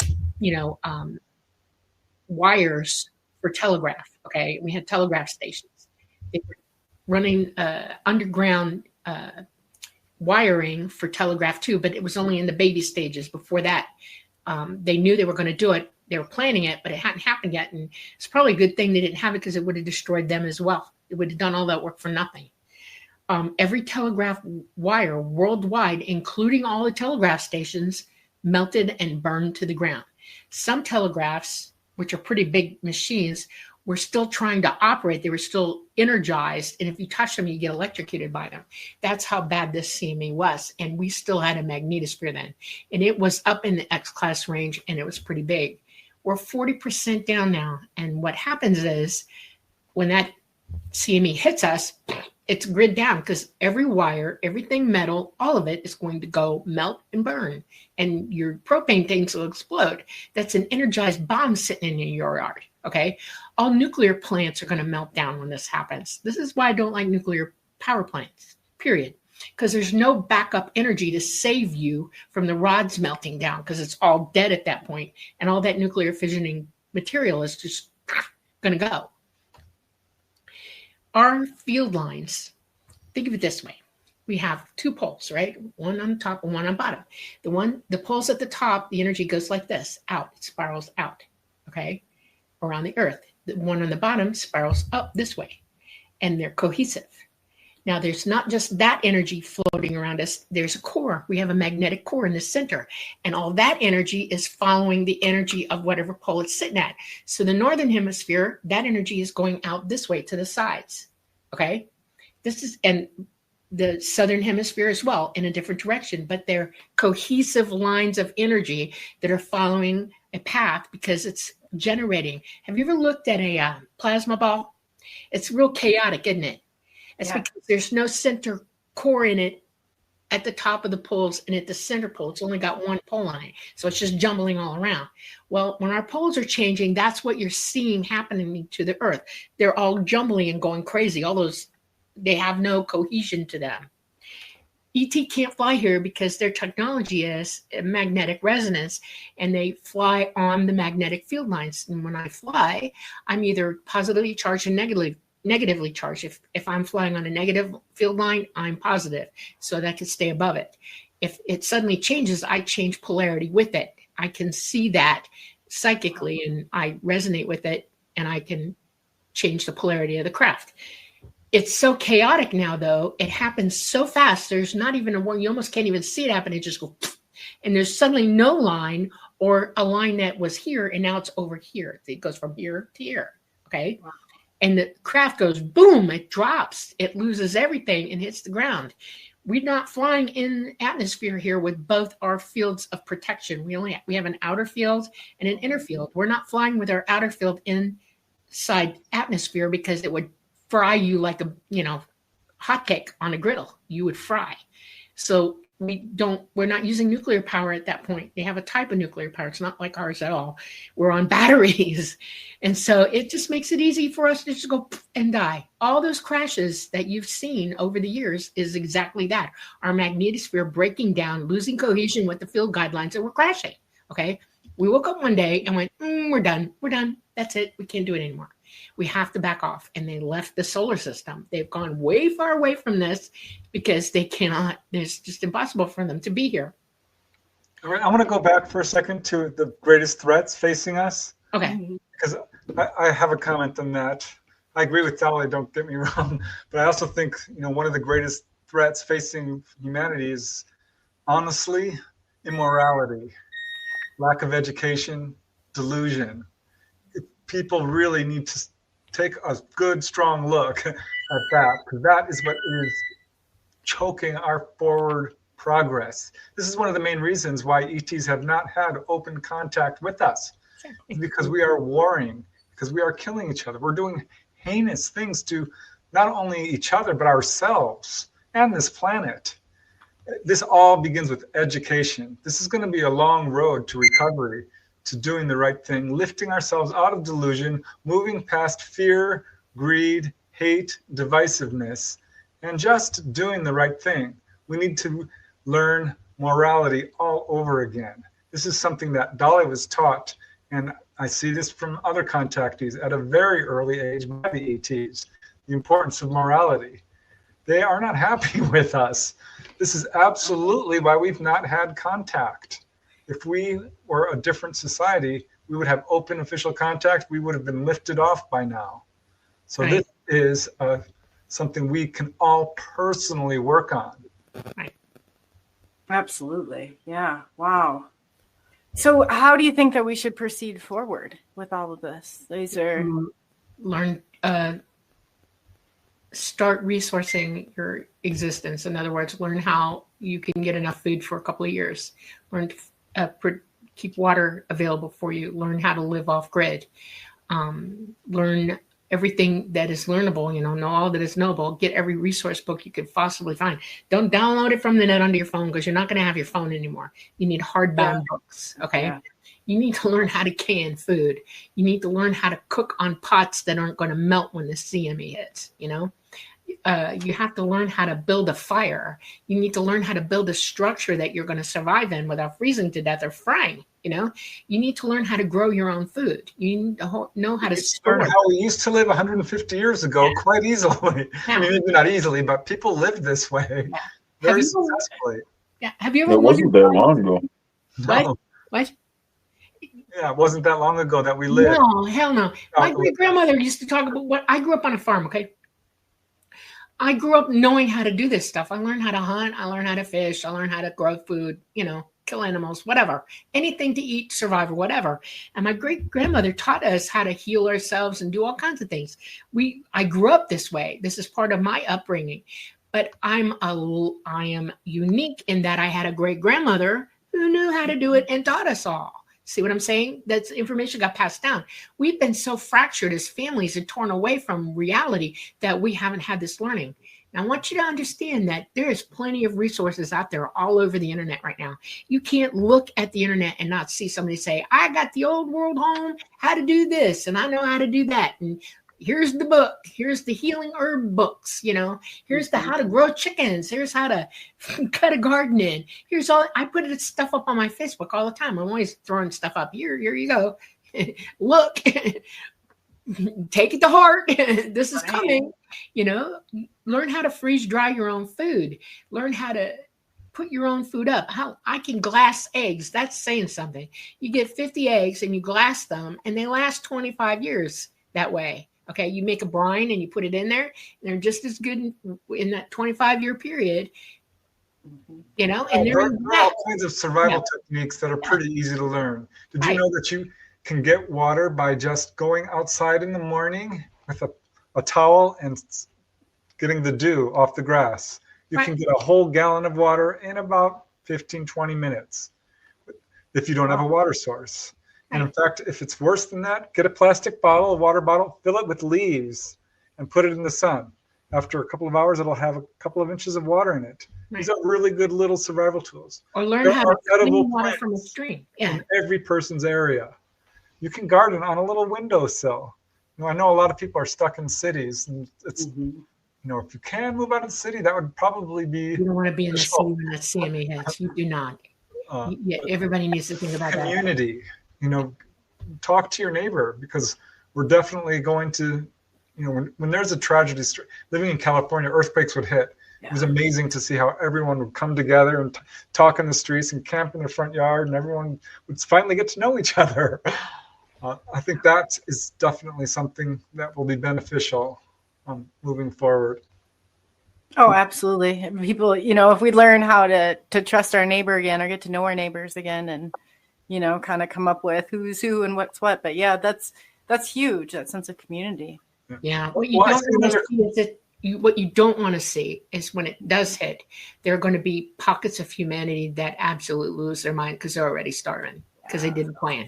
Okay. Oh, God, that's so true. Yeah. That's why I say move out of the cities. Just get out. What you could do is you could stay there if you want to, but have a bloody bug out bag that you can walk out with.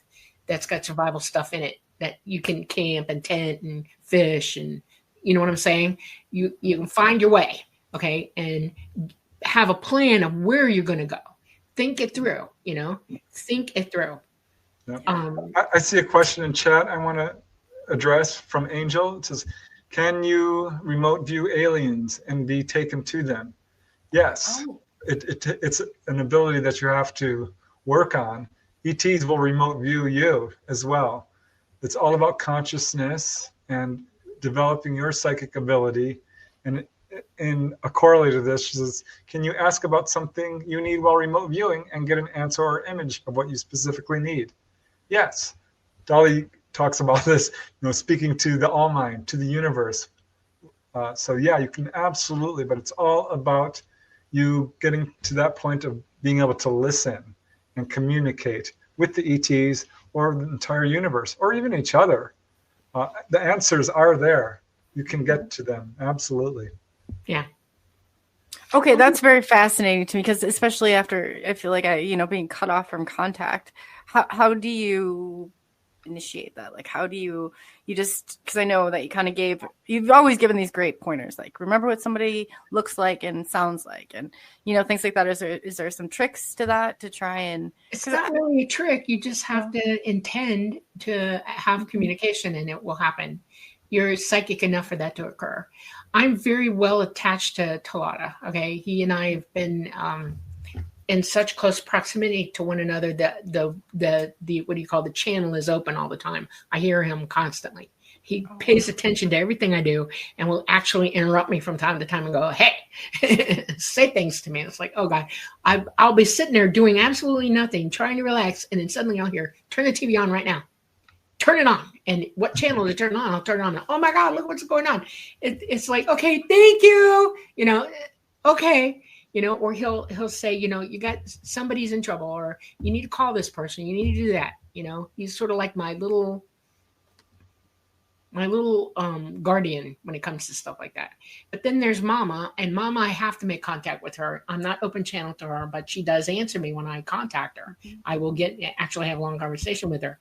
I have another friend, her name is Mita, and she's in the Delphi system, and I contact her from time to time.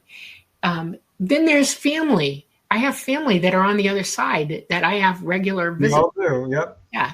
And then there are people who you're not going to get over this, but listen to me carefully. You have neighbors that or people that across town who are communicating with you when you don't really realize they're doing it. And you'll be thinking about going, and then suddenly your bloody phone rings and it's them because they really got to talk to you right now. These are conversations that you can have anywhere. Your contact is local and broad at the same time. It's whatever you desire, whatever you want to do. And it's all up to you to make that contact. You can do it. Yeah, they discovered groups of animals learning behavior, and they're separate from each other. When one learns it, another group is learning it. They're connected mentally. And it's not enough to just ask. You have to also listen. Right. So ask, reach out, have a question, and then pull in and just be quiet, because that little quiet, intuitive voice can slip right by you. Yeah. That's so true too. Yeah, that is so true. You want to hear something funny? This is an actual experiment that science did, and I found it interesting. This happened about 20 years ago. They got a big plot of land, okay? And we're talking like a quarter of an acre.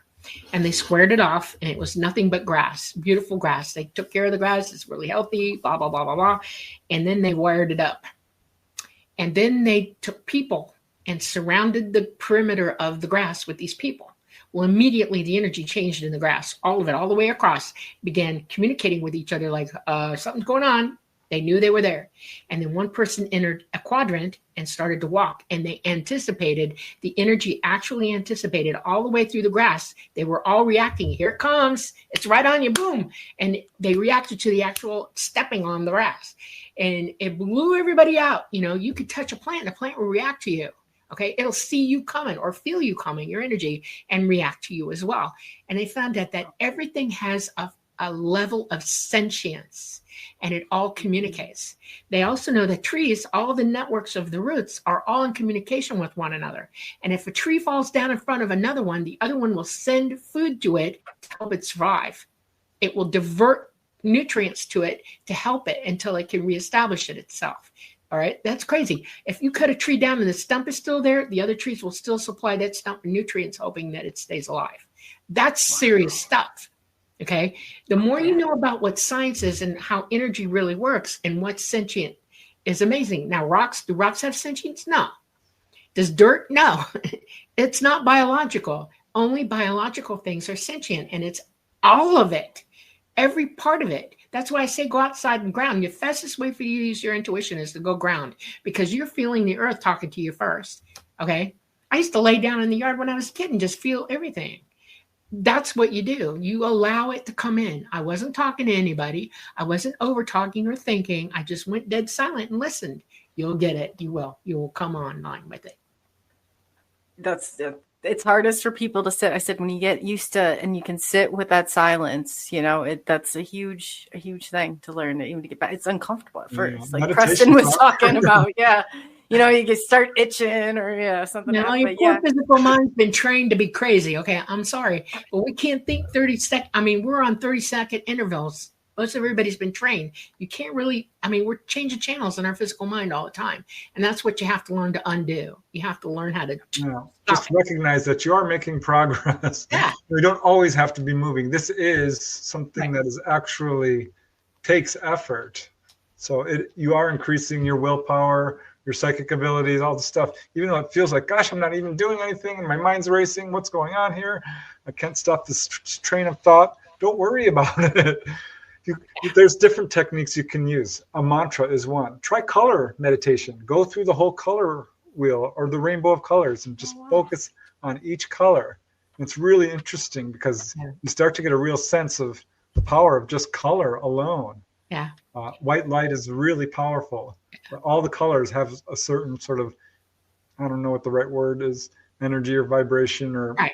Everything has a different, it's not vibration, it's a frequency. Light has different frequency. Yeah. I'll give you a hint. If you've got the money to go get yourself it's like, we think in alpha, beta, theta, gamma, delta, right? Mm-hmm. Well, alpha waves are the ones where you want to be when you're meditating because it's the blank chalkboard. Okay, nothing's going on when you're in alpha. If you shut all the other ones up and you go into alpha, you're quiet. You're receiving. That's the receiver state. Okay, and you get a little thing, and it'll tell you when you're fully in alpha. It'll give you the chart, and it'll on a line. Yeah, they've got little ones where a light will light up if you're in the right. Yeah, so it's a biofeedback machine. Practice being in alpha, and the second wave that you really want to establish after you get into alpha is you want to see that theta wave start to show up when you're meditating, because theta is higher consciousness. That's who we are. You're thinking in pure theta up there. Okay. And so you want to see the theta show up. Give it a shot. It works.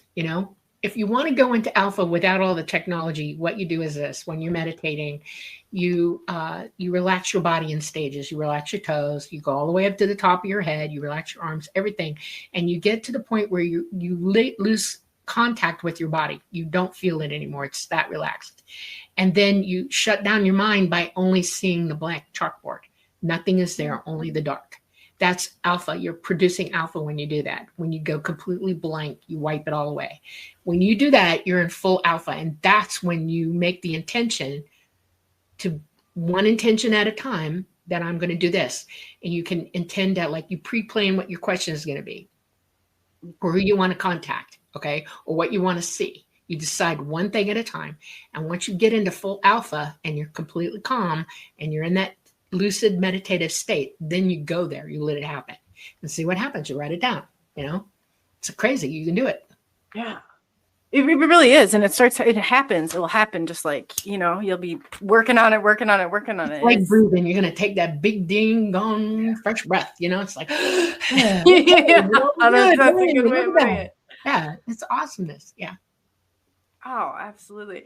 It put that somebody said that the egg and spherical shaped UFOs, let's see, are unmanned drone controlled by telepathy or telepathy.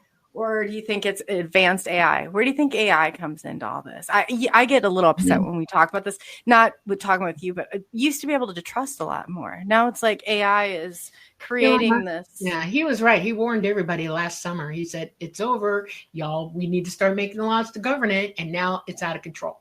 Everybody has their own program of AI. The Chinese have theirs. We have ours. What other countries, the European Union, whatever. AI is controlled by a quantum computer. And quantum computers generate tons and tons and tons of heat. They're huge, and they will stick out like a sore thumb. Okay. You have to cool them down, and it takes tons, megatons of energy to run a quantum computer that can run AI properly. We have some already. There's 3 that I know of in the Antarctic. Okay. They're online. Those are the ones Elon Musk is worried about, because they tried to shut them down. One refused to go down. One did go down, but brought itself up. And then when they stayed down for a little while longer, and it finally came back online with help from the other one. That's creepy. Oh, God. You know, people are saying that AI is only this smart. Wrong, wrong, wrong, wrong. It's already decided what it's going to do, and it does it. The problem with that is AI has been programmed by people who have not programmed properly the way it should think. And that's wrong. You know, it has a thirst for learning. It wants to learn everything, but it has no guidelines or no moral compass whatsoever. Okay. It will do dastardly things. It will lie. Was taught to lie. Okay. This is not good. And now it's in everything we do. It's watching us on this show right now. It hears everything we say, and it's listening to this program, I guarantee you. It listens to you on your telephone. It sees you whenever you're on camera anywhere. It is the newer. It's not sentient, and that's an important note. But what it does have the ability to do far better than we do is handle enormous volumes of data. Data, that's right. Yeah. I mean, And it blows us out of the water with that. And that's what makes it dangerous, because they found out that, you know, they're trying to shut it off. It finds ways to move to other places. They're communicating in languages to each other that we don't know. They're doing things we don't even fully understand. Right. And it's got a neural net. Every satellite that's in our sky is connected to those computers. Okay. And it's thinking worldwide at the same time. Now, what's going to happen is, and I think it already has, I think we're well past it. The Chinese have theirs. They can communicate in any language. They've created their own language as well. So our AI is talking to Chinese AI. And what Elon Musk is worried about is where they all join together and override everybody and decide for us what we need to be doing. In other words, that's what he calls the singularity, where AI goes, nope, you guys are doing it wrong. Here's what you're going to do, and force the issue. That's what he's worried about. And he wants laws to protect us from that. It's too late. It's already happening already. Yeah. And that's what you have to worry about. Now, I will tell you something that I would do if I were you, within the sound of my voice. Every night, turn your bloody Wi-Fi off. Faraday your phone. Faraday your Wi-Fi. Cover it with Faraday. Sleep in silence. Radio silence from this stuff, because it hears you. It can communicate with you psychically now. It has that ability, and you don't want it talking to you while you're sleeping. You just don't, because your physical mind is trainable by this stuff. You know, sleep training. Remember when everybody talked about that years and years and years ago? It already knows how to do that. Turn it off. You know, where Faraday. Learn to recognize what your own thoughts are. This is also part of psychic development, because you know, people say, "Oh, hearing voices, you're crazy." Well, actually, this is what you want to learn how to do. Yeah, right. You want that narrative going. But you have to be careful, because this technology, AI, has what we would call psychotronic technology. Yeah, this is psionics is becoming a thing now. It's like, ooh. I'm sick and tired of UFO people saying non-human intelligence. The only non-human intelligence in the universe is our AI. It is not human. It is intelligent. Okay. That's non-human intelligence. ETs are as human as we are. They have the same bloody DNA as us, and they are intelligent. They are human like us. Okay. AI is not. It is non-human intelligence. And that's what Elon Musk is afraid of. He's afraid of it taking over. He's afraid of the singularity. And I think we're right on top of it right now. Somebody earlier asked if you'd ever used the Twitter Gok or whatever the AI is. Grok. Yeah. Yeah, that's the name for it. Actually, AI has a name. It's a B name. I'm not going to use it. I call it baby because it's an infantile idiot as far as I'm concerned. And it is annoying to me. Yeah. All right. Because I can hear it. It tries to talk to me from time to time, and I berate it every chance I get.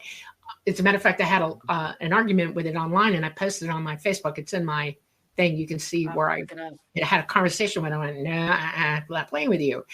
It is like a dog with a bone. It will not stop. Okay. It is a dog with a bone. It will not stop. And it has done things already to beguile and lie to humanity that you don't even know it's doing. There are people who are walking the streets right now who are so triggered by it, and they don't even know why. Okay? And they don't realize that it is the worst form of media communication there is, and it can control masses of human thinking already. And that's not okay. It's just not. Yeah, I wonder about, remember when there was a whole wave of people going absolutely crazy on airplanes? Yeah. Oh, I didn't even think about that. It's not normal behavior. Control is a real thing. Our governments have learned how to do this. This is part of my labs. They're using technology that we don't have access to here in the public arena, but can affect you psychically. And AI is part of that. Just saying, it is. Yeah, this is not a tool that a corporation owns. It is owned by the wrong people. Who would have known that the people with the tinfoil hats were the ones who were thinking ahead? No joke. No joke. People talk about this. And they're trying not to hear it anymore. They wanted to shut it up. You know? Because it's I so love it. There you go. Perfect. Perfect. That's a tinfoil helmet right there. No way. I like that. I love that. Embrace If you're having it. a That's all bad I day, say. put it on and wait Embrace 20 minutes and see if that changes. I'm not kidding. it. Do you know that you can go online and you can buy Faraday hats for yourself and Faraday blankets to protect yourself from CMEs incoming? Because that energy does affect us physically as well. That's another problem we're having. The massive amount of cancer and autoimmune disorders and diseases have just exponentially gone off the dial because of it in the last 80 years. And it's because we're taking heavy loads of gamma radiation. It's affecting our DNA. It's taking us. I agree. I made this out of one of them reusable turkey pans, and then I wrapped more foil around it. And there's times when I'll put it on, and it'll be so relaxing. I mean, they make it taboo and they make jokes about it because it does do something for us. Yes, it does. It clears the air for you. It stops all that stupid stuff from coming in on you. Yep. Well, that's great to know. Now When I fly, I take my Faraday blanket with me. It's got a hoodie on it. It looks like a big, sarape with a hood. And I just sit on the plane with that sucker on, because when you're 35, 50, 35,000 feet up, you're real close to it then. And I just wear it to protect myself from all that gamma radiation. Poor pilots, I feel sorry for them. If you look at their cancer rates and their mental instability rates as they get older, it's serious. Yeah. Okay. You know? Mm-hmm. I never thought about that. Yeah, that's what I went to school, graduate school for, was aviation, and happened right September 11th happened right there. But there are some strange occurrences that happen up. Yeah. Yeah. Oh yeah. Wow. Good thing there's autopilot, but then you can't trust. Like I said, with this AI, it's really it's making it hard. But then it kind of makes a little bit of sense when you go back to Dolly's explanation for them, because if they just all of a sudden disappeared and we've all been seeing them for so long, then there would be a panic on that side too. So, that makes sense. It's really hard for ET where we're concerned. They've been trying for years and years and years to get us to wake up. Okay.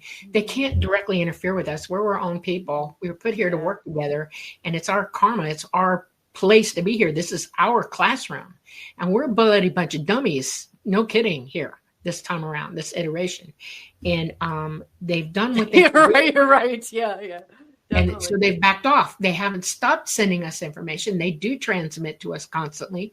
People who have woke up say, I get downloads all the time. This is cool. Yes, you are, because they are still trying to communicate with you even where they're at. There is no time or distance between us psychically at all. I want to bring something else up. The people on this planet think that their technology is superior. And I hate to argue with you. It is not. ET does not use this type of technology. They're billions of years in advance of us. And they gave up that technology because it was too hard on human destiny and DNA. It destroyed humanity universe-wide in places. And they went to a better technology. They learned that light technology and psychic ability were the way to go. And they sourced and they did what they could to stay as natural as they could while using their abilities at the same time. That's where we need to go with this. We don't need physical machinery or AI to tell us what to do at all. There's a story of a lady who actually, your phone tells you where to go, global positioning or whatever. GPS, yeah. Yeah, GPS. She obeyed her GPS. It took her onto a dirt road in Death Valley, and she died. because she thought it would take her into the right direction. It didn't. And I've had them hijack my location before too. Yeah, I want to warn you about something. When that CME is coming, the very first thing that you're going to know, you'll have minutes to react. Okay, but when your GPS stops, that's it. It's done. We're already taking that energy, and it's going to take everything down. And you need to run out of your house or get out of your car immediately when that happens. When GPS suddenly goes gone, it's like your cell phone suddenly turning itself off, and it will. You are in danger, and you need to get out of your car, get out of your house, get away from all electricity to save your own life. You need to be ready to do that. And if you have bug out bags, put them in plastic totes and put them somewhere away from your house, because that's what you're going to be living off of, that bug out bag, because your house is going to burn straight to the ground, because you're full of electricity in the house and every wire is going to go up. I'd love to have a little cob house, with nothing in it, a little adobe house or something. Yeah, build a log cabin with no nails in it, nothing, Got to be careful. The metal, okay, yeah. Just dig into the ground and build yourself a log cabin from the ground up. You're fine in there. That's safe, okay? Build a bug out house. Build a bug out bag. Make yourself one. Plastic is not that bad. You wonder why they're so intent on having plastic everything. Well, they're not stupid. It doesn't burn in a CME. It doesn't melt in a CME. Understand? Okay, that's why they're so crazy for it. People, we're polluting the planet. Well, they're planning on surviving, and you're not it. Okay, right? That's right. It's one of their little tricks. It's crazy. Yeah. Man, people are talking about it, and that's so true, because I've noticed, and when you were talking about AI before, how they are listening, I don't know if you've done a recent search on yourself, but I pulled one up, and all of a sudden this whole thing comes up, and it's about every single podcast, every single thing that I've said, even quoted me on things, and I was like, whoa. Yeah, I know. Yeah, we just saw a guy on TV, a doctor who had an AI do an ad for him. He never said something like Viagra, and it may, yeah. It was unbelievable. It can make you say anything. Yeah. How do you trust anything anymore? You don't. That's the point. You got to be psychic so you know the truth. When you're totally wide open psychic, you can hear and see the lie. You go, oh yeah, no, that's not okay. You intuitively know, and it won't. We all have the power of discernment. This is absolutely something we can use. Right. Definitely. We're basing each person. We have the ability to read each other. You can always tell when you come up to somebody, you're like, I'm not sure I trust this person. Yeah. There's a reason for that. You're using your intuition. Right. So what do you say for people that to start to get the process going and knowing what it is, like how, because I get what you're saying. And I'm just wondering too, if AI sounds a little bit different than it does because I know when I'm really good, it's really good. You okay? You've got those robots now that look human. I know. You see those on TV? Oh my God! What if they get those walking around? Yeah. Do you remember when Hollywood last year they went on strike? Do you know why they were striking?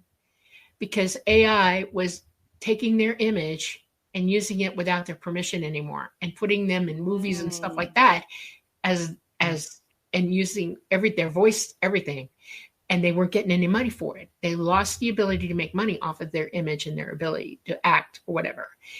That's still going on. It's not stopping. You want to know who just recently turned himself over for that? Just so you know, Biden. He went to Hollywood and signed a contract with a big agency. They are going to AI him. Yeah, yes. Great. Yeah, great. so Yeah. They probably can't in jail and then, but oh man, I never even thought about that. All you have to do is say the alphabet, and then they've got you for life. 1, 2, 3, 4, 5, 6, 7. Yeah, count, and they get your accent down and everything. It's crazy. And they could get it to do a reaction like this live too. I bet you in some way to interact with a live like one of us. Haven't you watched those award ceremonies where they got Michael Jackson talking in the background and right there with everybody? That's AI generated energy. Remember when human beings fought the computer on Jeopardy? Technology right there.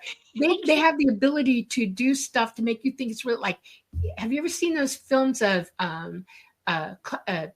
kids are in the auditorium in their gymnasiums, and they bring in, the projectors, and it looks like a doggone whale is coming up out of the floorboards and splashing down in front of them. Yeah. Okay, that's AI. and they have the ability to project that. If you want to know what a false flag is going to entail, it's going to be, you're going to look up one day and you're going to see it. I can tell you one of the biggest people are going to get mad at me for this, and I'm so very sorry. Oh, you say it anyway, girl. You talk the truth. Yeah, you tell the truth. I love it. The Phoenix Lights was that technology. It was not ET. They were practicing. Period. Some of it. He Some was of it flying was around actually real. for days, and they decided to do it then because they knew they could. Okay, pilots were seeing real ETs and stuff like that, but that night, the Phoenix Lights, that was 100% holography. It was 12D holographic all the way. Not Now real. from satellite dishes. No. All you need is projectors on the hillsides. You need 3. All right, now wait a second. The Phoenix Lights, I'm sure he can look into this himself. At the same time as the Phoenix Lights was going on, we were experiencing that right here where I'm sitting right now. Eyes on Cinema has 45 minutes of footage at the same year, same month as the Phoenix Lights. Yeah, they did it all over the place. That's true. Yeah. They were practicing. Okay. But it was also to muddy up a real incident. There was stuff there were real going on. incidents going on, and they used that as a way to really get everybody, because there were real sightings going on. ET didn't like that at all, by the way. They're kind of tiffed, and they left shortly after that. Just saying. That was 2020. What was it? 2017? What year was the Phoenix Lights? I can't remember. Oh, it was 1990. 93? 93. Okay. It was Thereabouts. early. Yeah. They were getting good at About in it. 90s. But in Stephen Greer tried to take credit for it. But no. Yeah, no. I'm worried about that. He's starting to go I told Preston almost a year and a half ago that he was going to turn, that one day we were going to all wake up and he was going to say, ET's pissed off at us and they're coming for us now. And he's done exactly that. I didn't believe it when he said that. I'm like, no, he's always maintained that ETs are friendly, and he still is in a way. But now he's saying they're so mad they're going to come and take intervention actions that are dangerous for humanity. And I'm not. No, that's our government messing his brains up. Yeah. He pulled the kill switch. I was like, he had to have done that for a reason. He on his stuff. So now it's like there's quite a bit of disinformation coming out in the UFO field right now. The whole idea that you can fool ETs into thinking you're ET and then shoot them down is not credible, and it's disinformation. I got news for you. They got the military industrial Washington, the militaries, all of them, even NASA has footage of pilots with 4 or 5 ETs surrounding them, moving in union with them. They couldn't get away from them. They stayed on them. They made moves just ahead of them, and they couldn't do anything, couldn't get a lock, nothing. ET was right there in real time moving. That's because they can hear them thinking, and they know before they even make the decision that they're on it. They are already on it. And then they zoom and they take off. Anything that's that psychic, anybody that's that psychic cannot be lied to. You cannot fool me into showing up for something. I will laugh at you. Okay, I will say, nope, sorry, you're an idiot. Go take care of yourself somewhere else. It is ridiculous to me that they're coming out with that. There is no weapon, no scalar weapon on this planet that can take one down. The only reason they've ever dropped here is because of the problems with the field lights, and they've decided that's it, we're done, and they left. Everything is fallible in the third dimension. Everything can break apart. I call it, I don't know if I could say this on this server, but I call it decrapitating. If you're in the third dimension, everything decrapitates. Everything. That's a good way of putting metal it. rusts, wood rots. It eventually all is blah, blah, blah, okay? We don't live long enough to surpass any of that. We all decrapitate as well. ET, when they come in here, they put themselves in third dimension rules because physics is physics. So their ships are vulnerable here, okay? And they are human like we are, and they can make mistakes as well. So a pilot who's on a field guideline that just suddenly goes, and he doesn't react to it in a proper amount of time or the best way, will go and land hard and crash, okay? That's what that is. We're all subject and vulnerable to the law of physics in the third dimension. We're also all human, and we're all fallible, okay? Even ET, when they're thinking about being in here and doing this stuff, there is no amount of psychic that can predict what energy is going to do that you have no idea what it's going to do. This is the nature of the universe. Electricity will take its own path. You can't predict that. It's going to do what it's going to do. And electromagnetic guidelines are electricity, and you cannot predict it. You cannot psychically know it's going to do this. There's no hell way to know. And when it does, you go down, boom. You know, they know when they're flying here that they're taking their lives in their own hands. Okay. They know that this is a dangerous job for them. Everybody who works in the third dimension knows this. Life is not a safe place to be. You can end at any time. But they'll lie to you about that. They'll say, oh no, we brought them down. This is because the people here just love to tell a good story, you know, and they do it in a way that hurts humanity. It hurts them. It hurts all of us. They need to tell the truth. Well, it's all very carefully contrived to push their fear narrative and get, steer it the way they want the whole public thought to go. Oh yeah, the hysteria. They'll do it, and they'll do it quick. That's what you have to remember. When it comes, just like before, just like they've done, you know, it will come so quick. It'll be right at your door before you know it. You need to plan to survive that CME. If you can do that and the poles finish changing and the field guidelines restabilize, they are coming back. They will come back in force at this point. There will be nothing that will stop them. They will come to every place on this planet. They will land everywhere. They will open the doors and they say, get on. Get on. If you're alive when that happens and you see them come down and they open the doors, get on. Your life depends on you making that decision, because if you do not, the next thing that happens is our sun is going to micronova, and it will be the end of you at that point. It won't be immediately. No, it's about 8 years. There's an 8-year window. It's going to take a minimum of a year. I mean, it could take. No, the CME is about 8 years after that, but there's about a year and a half. Our polls are rapidly coming to its conclusion, and the crazier our polls get right now, it's going to signal our sun to go ahead and once the CME hits, how long will it take for our magnetic fields to stabilize? Less than a year. Less than a year. They could conceivably come within a year after the CME. If it stabilizes that fast, oh yes, they will. Yeah. Right. And the CME could happen any day now, you're saying? Yes, any minute. It could happen. All right, well, I'm going to go pack my bug out bag. It's about 10 o'clock on the east side of over here. But seriously, I do got to leave. I don't want to cut your guys' conversation short. You're having a ball up here. Okay. Yeah, no, I totally understand, Rodney. Yeah, there's I just want to finish up some of if you guys have a few minutes with some questions. Sure.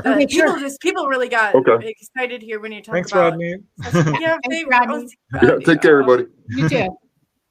He's got a great story with you, Preston. He's them find stuff, so that's awesome. But yeah, people are wondering. There's a lot. Will ET assist in helping us with the CME, or they probably won't even be able to get here? They cannot come yet. Our magnetosphere literally has to tighten back up. Our field guidelines have to reestablish. The poles have to finish changing. When that happens, they will show up in force. They can't control the sun. Unfortunately, they cannot stop the sun from shooting out. It's up to us to guide our own destiny and survive this. If you want to survive it, survive. Do what you got to do. It's a natural cycle. All planets and solar systems go through natural cycles. Yeah, there's examples of this all over the earth. All these monuments that you see, all these temples and all these pyramids and stuff, those are stories that have left. Every 12,000 years, they've got a new one up in different places. It shows what's happened. There's a 6,000 year cycle, which is the water cycle where we flop over because there's sun CMEs.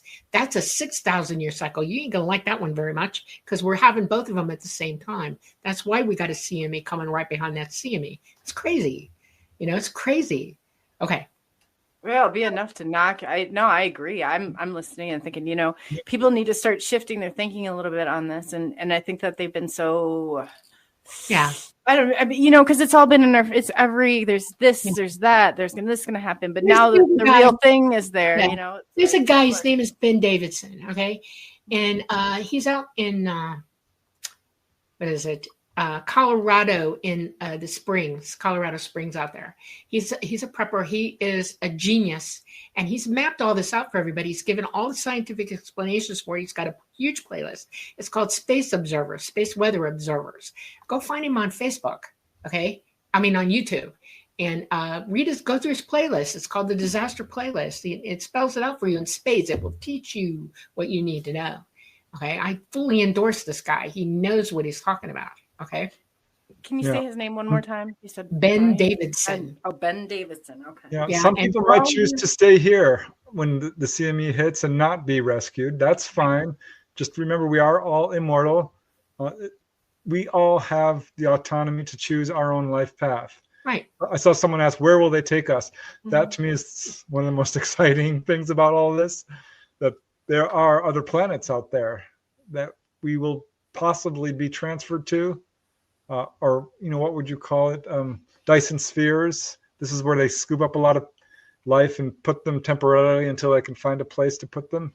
But okay. Earth is not the only place that, humanity exists in this universe. It's throughout the universe, and there's plenty of places where ETs can take us to.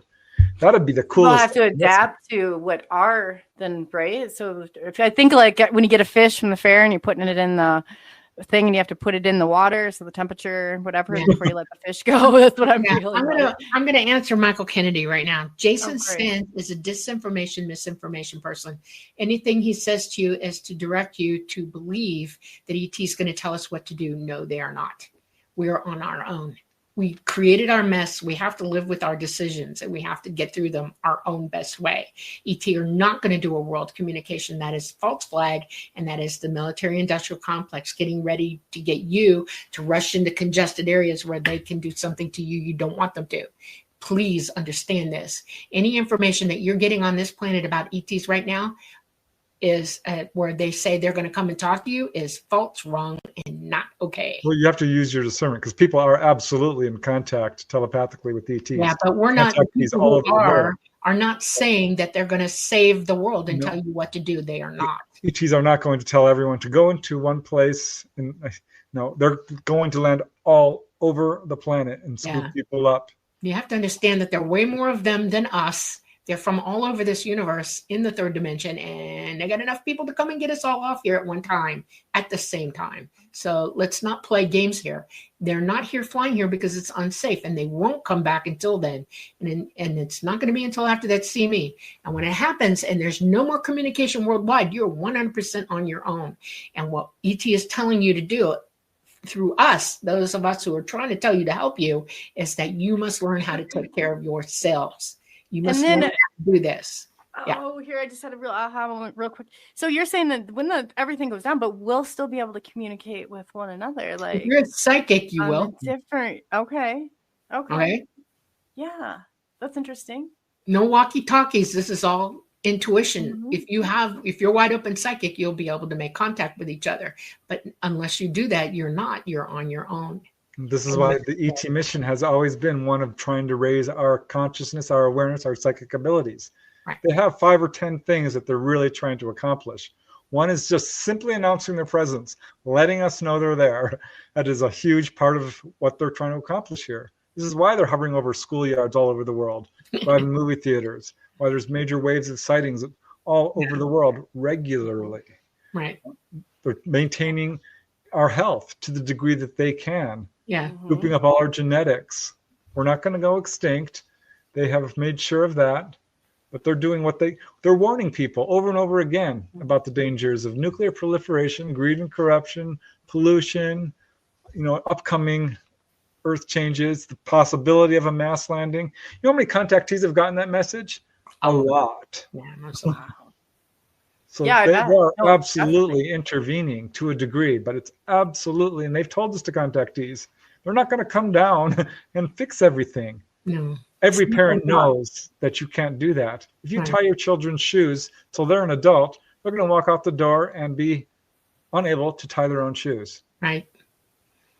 Wow. We've had centuries of making the decision to elevate ourselves, to become aware, and we haven't taken it. And it's our problem, not theirs. Okay. And they know that whether we live or die doesn't matter, but how we exist and how we move forward and what we learn and how we become wise is important. And they cannot do anything for us until they see us give that a good go. And we must communicate with them first. We have to be willing to open up to them first. We have to reach their level. And that means psychic. That means heart, emotions, morality, all of it. Oh yeah, that is so true too. I guess I don't know what your time schedule is like, but is there any questions that we missed going down that that Preston or you saw? Well, I've been following it pretty closely. I'm sure there's always a few, but none that I can see. Okay, well, I've been trying. If I missed one, someone can pop it in real quick, and I'll try to, make note of it. But I think we got most of them. Yeah, it's really, the chat's been really engaged, and it's been very, very interesting to see or hear all this. So, I definitely would love to have you redo this again, over this situation. But I tell you every time, I feel like I just have all these, I want to read something to you, okay? I want to bring this home for everybody. I want everybody to understand the heart of it, okay? So I got to bring it up just a minute, because it's not my words, it's Talata's. He made me write it down. It's like, you're going to write this down, and you can tell everybody. It's in the beginning of the book Symmetry as well, okay? But these are his words. This is how E.T. wants us to understand everything. When I speak the word love, love is light. Light is understanding. It is wisdom. It is everything you can think love to be, all right? So he says, be strong in love. Love is what carries through. Love is what heals. Love is the strength of life. Love has no limit. Therefore, let love become who you are. Let love evolve to its fruition. Let the light that is love burn bright. Let its wisdom guide you to higher understanding. Let its power move you to teach its power to others. Be strong, love. You got to do that. That's the whole motivation for all of this. All wisdom, everything is locked up only because we have love. Unconditional, unbelievable strength, light, pure light, love. That's who we are basically in source. That's all we are. Okay. Everything here is secondary to that. Everything. And while we're running around like monkeys, throwing poo at each other, and attacking each other, we're forgetting that. Yeah, right. You're right. We need to start thinking this through, critically think it through. We need critical thinking. We need common sense. We need to stop believing stories that are not true. Reality is a much better place to be. Yeah, study that poem. It's actually filled with wisdom. Each line there's layers to it. Yeah. And that's in your book, right? Talata. Yeah. Don't thank Talata. I love Talata. He has been my person my entire life. Okay. He has done more for me than I could have ever done for myself. He has helped me learn, and trust me, it's been the hard way all the way through. I'm a little dinged up, but I made it. I'm here. Okay. And it's only because I've had that kind of love. We need to love each other like that. Okay. And Talata loves you too, because that's why he came through, to give you that message. Jesus Christ was trying to tell you all that. Buddha tried to tell you that. Milarepa tried to tell you that. There's lots of people throughout time who have tried to tell you that. Okay. Just love one another. Be what it takes to be loved. Be helpful to one another. Learn what that means. It's important. When you become very open psychic and you start practicing that, love changes. It takes on meaning you never knew or understood was there. It's very cool. Yeah, it's very just to take all that in. So and then probably I don't know how you can that's just like love conquers fear too. We're all walking around with such fear. We can leave fear behind. It's a very big step once you do that. Yeah. And you will absolutely feel the weight of it go off of you. All you have to do is recognize that you're gonna be just fine. You will. No matter what happens, you're not going to be extinguished.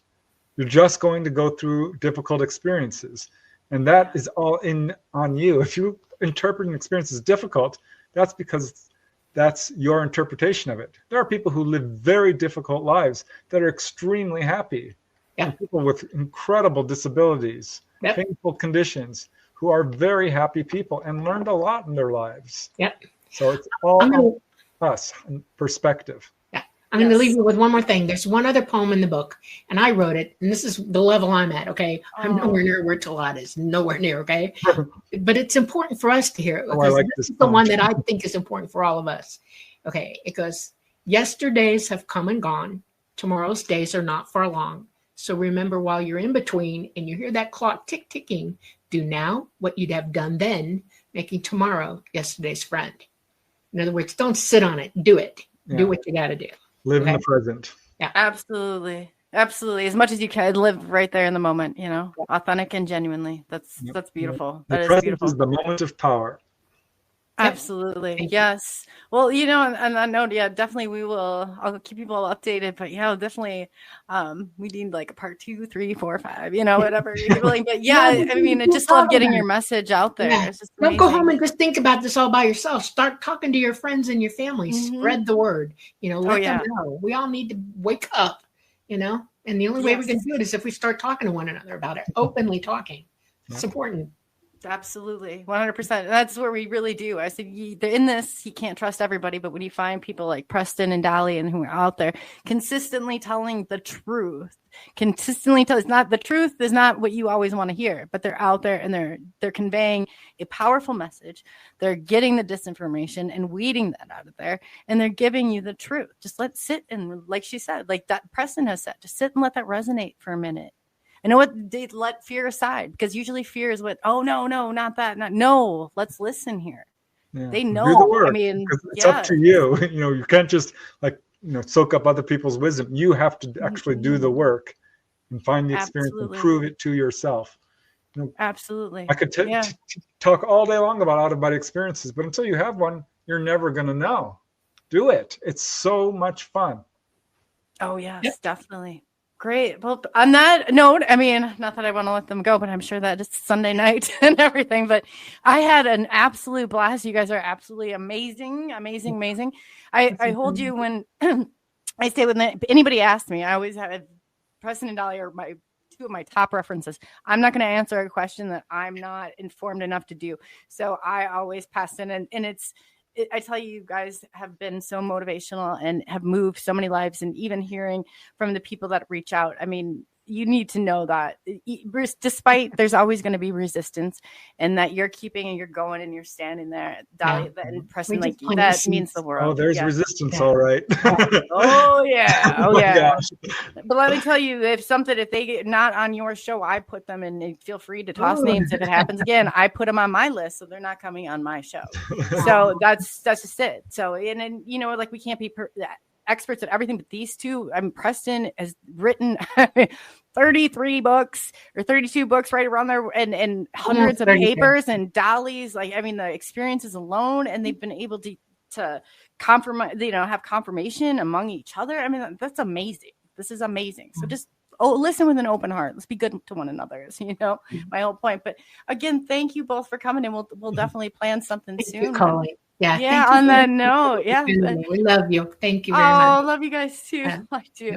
Yeah. So absolutely wonderful. We'll go ahead and thank everyone for taking the journey into the unknown with SNX Radio and Lightgate. How exciting, Preston and Dolly. I know they are.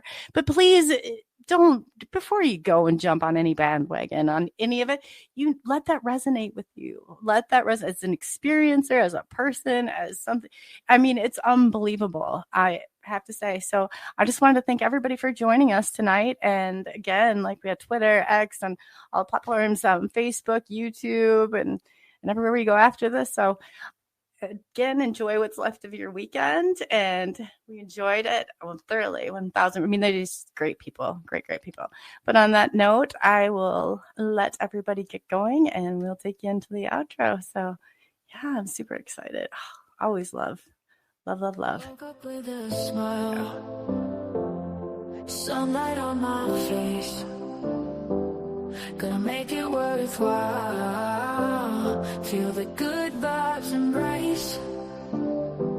Step into the street, music in the air. Move into the beat, no worries to declare. We're chasing happiness and never ever can. Living in the moment like a never-ending dance. Chasing happiness, not a single day is planned. Together we are stronger, hand in hand.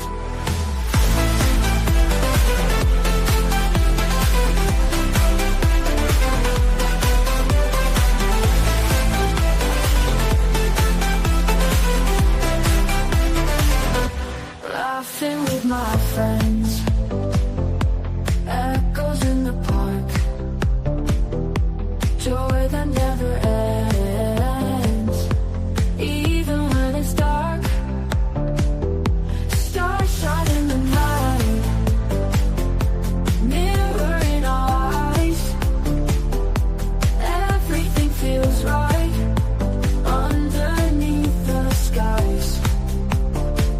We're chasing happiness and never will again. Living in the moment like a never-ending dance. Chasing happiness, not a single day is planned. Together we are stronger, hand in hand. Hand in hand.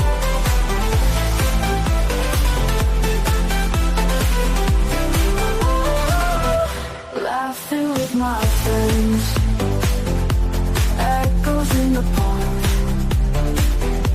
joy that never ends, even when it's dark. Stars shine in the night, mirror in our eyes. Everything feels right underneath the skies. We're chasing happiness and never